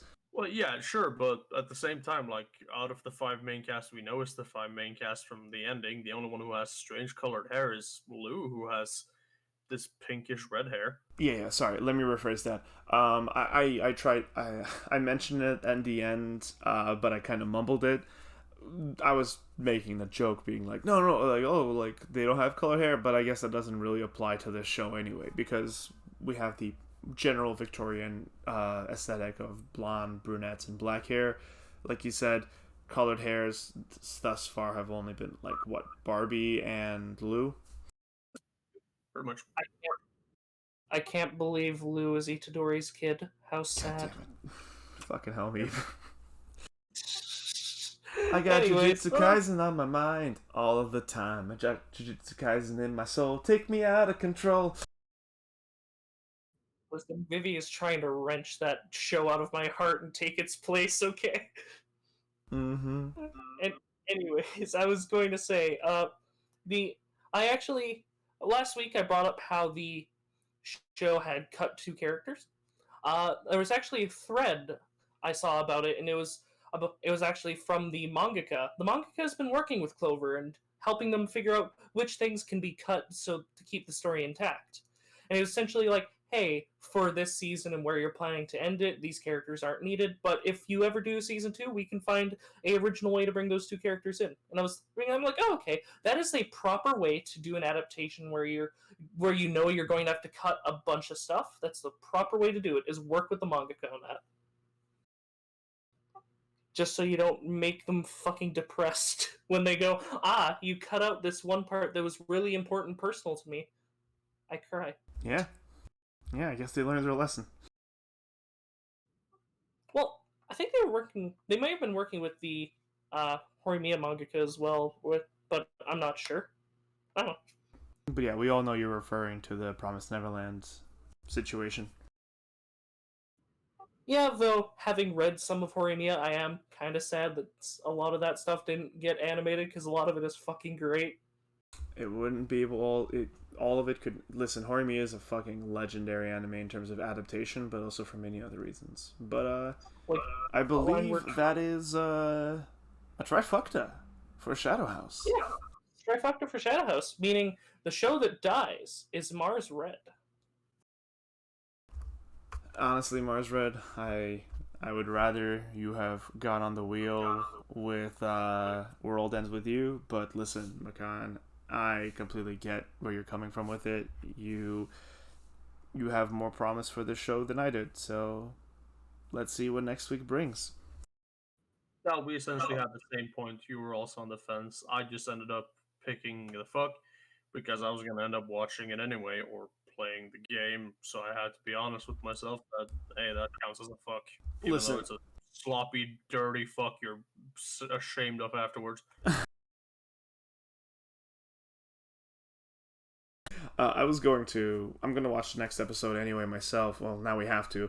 But I could not fuck this episode. It just, no. Just this episode in itself was... I think for a zombie award, Mars Red might be up there for me so far, but listen, I can't deny Full Dive as well. Full Dive definitely could be nominated for that. Uh-huh. Speaking of Full Dive, mind if we do a quick graveyard tour? I don't. I'm going to run to the bathroom, but you go on ahead. Sure, you can wax on about that if you want to me. Full Dive. It actually got better. It stopped the piss jokes. There are no piss jokes. There are actually some funny jokes in it, and things have actually been going well for Hero. He went and he got his sword. He went to a shop where he got supercharged again, but he ended up getting some smoke bombs. There's a fucking great scene where he tried to throw the smoke bomb and he didn't light it, and he's like, "What happened?" And then like his friend, the childhood friend, they threw it at. He's like, "You have to fucking light it, idiot." I'm just saying, like, because it's just his childhood friend breaking the yandere persona just to fucking say that killed me. Like it, and it's honestly a lot in part of like just the fact that someone had to code that into the game, where if someone throws a smoke bomb and it doesn't go off, that happens with this specific NPC. Just it was great, and I was happy to see things actually going well for Hero, because I suppose I should say the town guard acquitted him of his crime, because the guard captain went to the scene of the crime, and he's like, "Wait a second. You don't try to kill someone with a fruit slicer when you have a sword in your room." And he essentially did this Sherlock shit and was like, "I have determined that you did not kill him." And it's just funny because I did laugh when Hero said, "Ha, right. Yeah, no one tries to kill anyone with a fruit slicer." Wait a second, my friend is trying to kill me with a fruit slicer. Well, you see, the fruit slicer is a dex-based weapon, and her agility's maxed out, so... I'm just happy because the jokes actually started landing again, and they stopped doing the piss joke. Wait, no, there was technically one, and I don't like this part of the show, but the girl with the red hair broke in to save Hero from his friend, and she's like, "Don't you touch my wonderful bedwetter," and then and that's probably gonna be a constant thing, but Yeah. oh, I should Hero's title no longer includes Accident Maker. It's His title is basically now acquitted of crime. That's his most defining moment. He has been found innocent from a crime. So the piss jokes did in fact continue, and the jokes went back to what they were before. So to me, wholly unfunny. Well, the joke was no longer he pissed himself. Like the wonderful bedwetter thing, I also agree I don't like, but it's no longer what makes this funny is that he actually peed himself. No, it's no longer that. Which Well, listen, I'll take what I can get when it comes to jokes like that. I'll take like okay, no, let me rephrase that. I'll take any backtracking from that kind of joke that I can get because bodily fluids jokes that aren't blood related aren't funny to me. sure, Yeah. but no jokes from episode 1 or 2 landed for me either. There's only Martin time that was the entirety of the show that it had to offer. That was the only thing of any sort of quality it came with. Oh, The time that reminded me. doesn't stop. It's fucking brilliant. That's funny shit. By the way, Riona also scammed Genji out of some money and gave the money to Hiro. That was also a funny scene. Who Because the when fuck is Genji? Oh, the fucking fat yeah, dude. Yeah. because Hiro beats up Genji in a fight, and Ryono's just there cheering him on the whole time. And after he beats up Genji, Genji's like, fucking fine, I'll leave you alone. And he sits down, and Ryono's like, hold on, you agreed to the terms of a duel. You have to give us all your money, like it's a Pokemon battle. And Yeah. because Genji is so drunk, he's like, fine, here you go. And Hiro's just there like, wait a second, we didn't agree to that. Listen, it's a little frustrating because yeah, that does sound like something I would enjoy seeing way more than everything else we had to see up until this point. And like I'm glad we're getting progression. Like there's progression in the show. But at the same time, like yeah, you guys already said it. The bedwetting jokes are fucking stupid and immature and dumb and not funny. And furthermore, it's just like man, I feel like the show's still gonna take it away from him, right? Like we get this win. Finally. 6 episodes in? 5? We finally get a win? Wahoo! And then I feel like it's just to pull the rug right from underneath us. Like it sounds like a good time, like him getting a sword, acquitted, like yeah, okay, cool, progress. It's not just the same miserable wank over and over again, but I just I have trust issues with this show now, Meep, and I don't know if I can keep doing it. Listen, I'll let you know if episode 6 is also continues the ball rolling because I enjoyed this episode, especially the listen. It was the smoke bomb joke that kind of made me fall back for it again because I just love how he throws it, the face and everything. The face and everything changes on his friend, and she's just like, "You didn't light it, you fucking idiot." I'm just saying, you're like, "Okay, that's good." So is that the shtick? Is that what it is? Like her murder yandere mode gets broken by her coding as the best of friendo or like childhood friendo? No, she goes back to wanting to kill him. Then Sure. But like, does she get interrupted by the protocol of being an NPC? I'm not entirely sure. I think that was just the joke that like someone had to code. Like for me, what makes it so funny is that someone had to code this in here. I'm pretty sure it was Riona herself, that fucking troll. That no one coded it because it's not even a fucking AI. It's just a person. Oh, I mean, it's an advanced AI. Like, Yeah, it's supposed to be apparently, but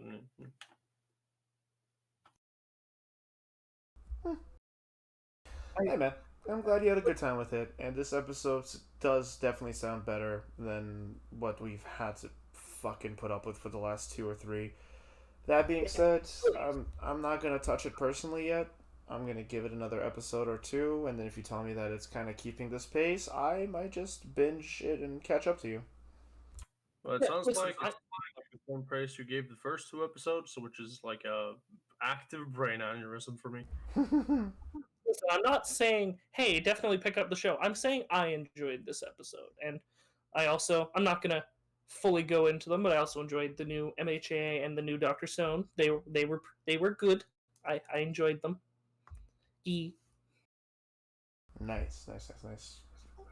I did not watch another episode of Koi Chemo though, because I would rather go through chemotherapy. Koi chemotherapy. Yeah, no, I haven't been able to keep up with anything this week, so I have nothing to report. I've been sick as a fucking dog. I've only been watching these shows. Oh, feel better, homie G. I've been trying. It's been a fucking mess. We hope you do feel better soon. Meep, Meep, where can they find you? Right, I'm getting ahead of myself. Hello, I'm Meep. You can find me at soul_king777, where you can see me reposting lewd things. That's better. I like this pitch a lot better. Makan, where can they find you, Mr. Viking Man? Well, seeing as how my fucking current disease is going, the morgue. But until then, find me on Twitter. Hey guys, Gilly's back. _Viking. I'm not doing it to myself. I'm having it done to me. Yeah, it's not intentional. It's this is consequential. Gotcha. Yeah. Yeah. Apart from that, yeah. It's not much happening really. Except for Adele. Yeah. The push-ups. I will do these push-ups as soon as I finish this stream. Normally they're not redeemable on our Twitches. God damn it, you fuckers. These don't count. These don't count. Give us 40 push-ups. They are game stream only. But yes. Yep. But yes, as always, you guys can catch me at Dalaron Quest, twitch.tv/Dalaron Quest, DALARON Quest, where you can also catch me on Twitter and YouTube. The push-ups that these guys are referring to is a little system I have with my points. When I'm doing game streams and I have the workout stream tag enabled, you can redeem your channel points and make me get fit again. So thank you guys for giving me some work to do. That being said, this has been fun, guys. Thanks for checking us out. For those of you watching us live, tomorrow, D&D. And if you guys are catching us in the VODs or on YouTube, catch us live on Mondays. Join our Discord. See when we're streaming. It's been a little varied. It's a learning process, guys. Thank you for sticking with us. Otherwise, I do D&D on Tuesdays, also updates on Twitter, and over on my schedule on Twitch. Thanks for everything, y'all. Also, we will be working on uploading episode 4 sometime soon, and as well, we will try and upload this episode sometime soon. Yeah, episode 4 is going to be uploaded today, and then you can expect this episode 5, for those of you watching it in YouTube. This doesn't, you're already here. But for those of you guys who are waiting for the previous VODs, they'll be coming up this week. And with that, we will see you guys next week. And I'll catch you guys next time. Bye!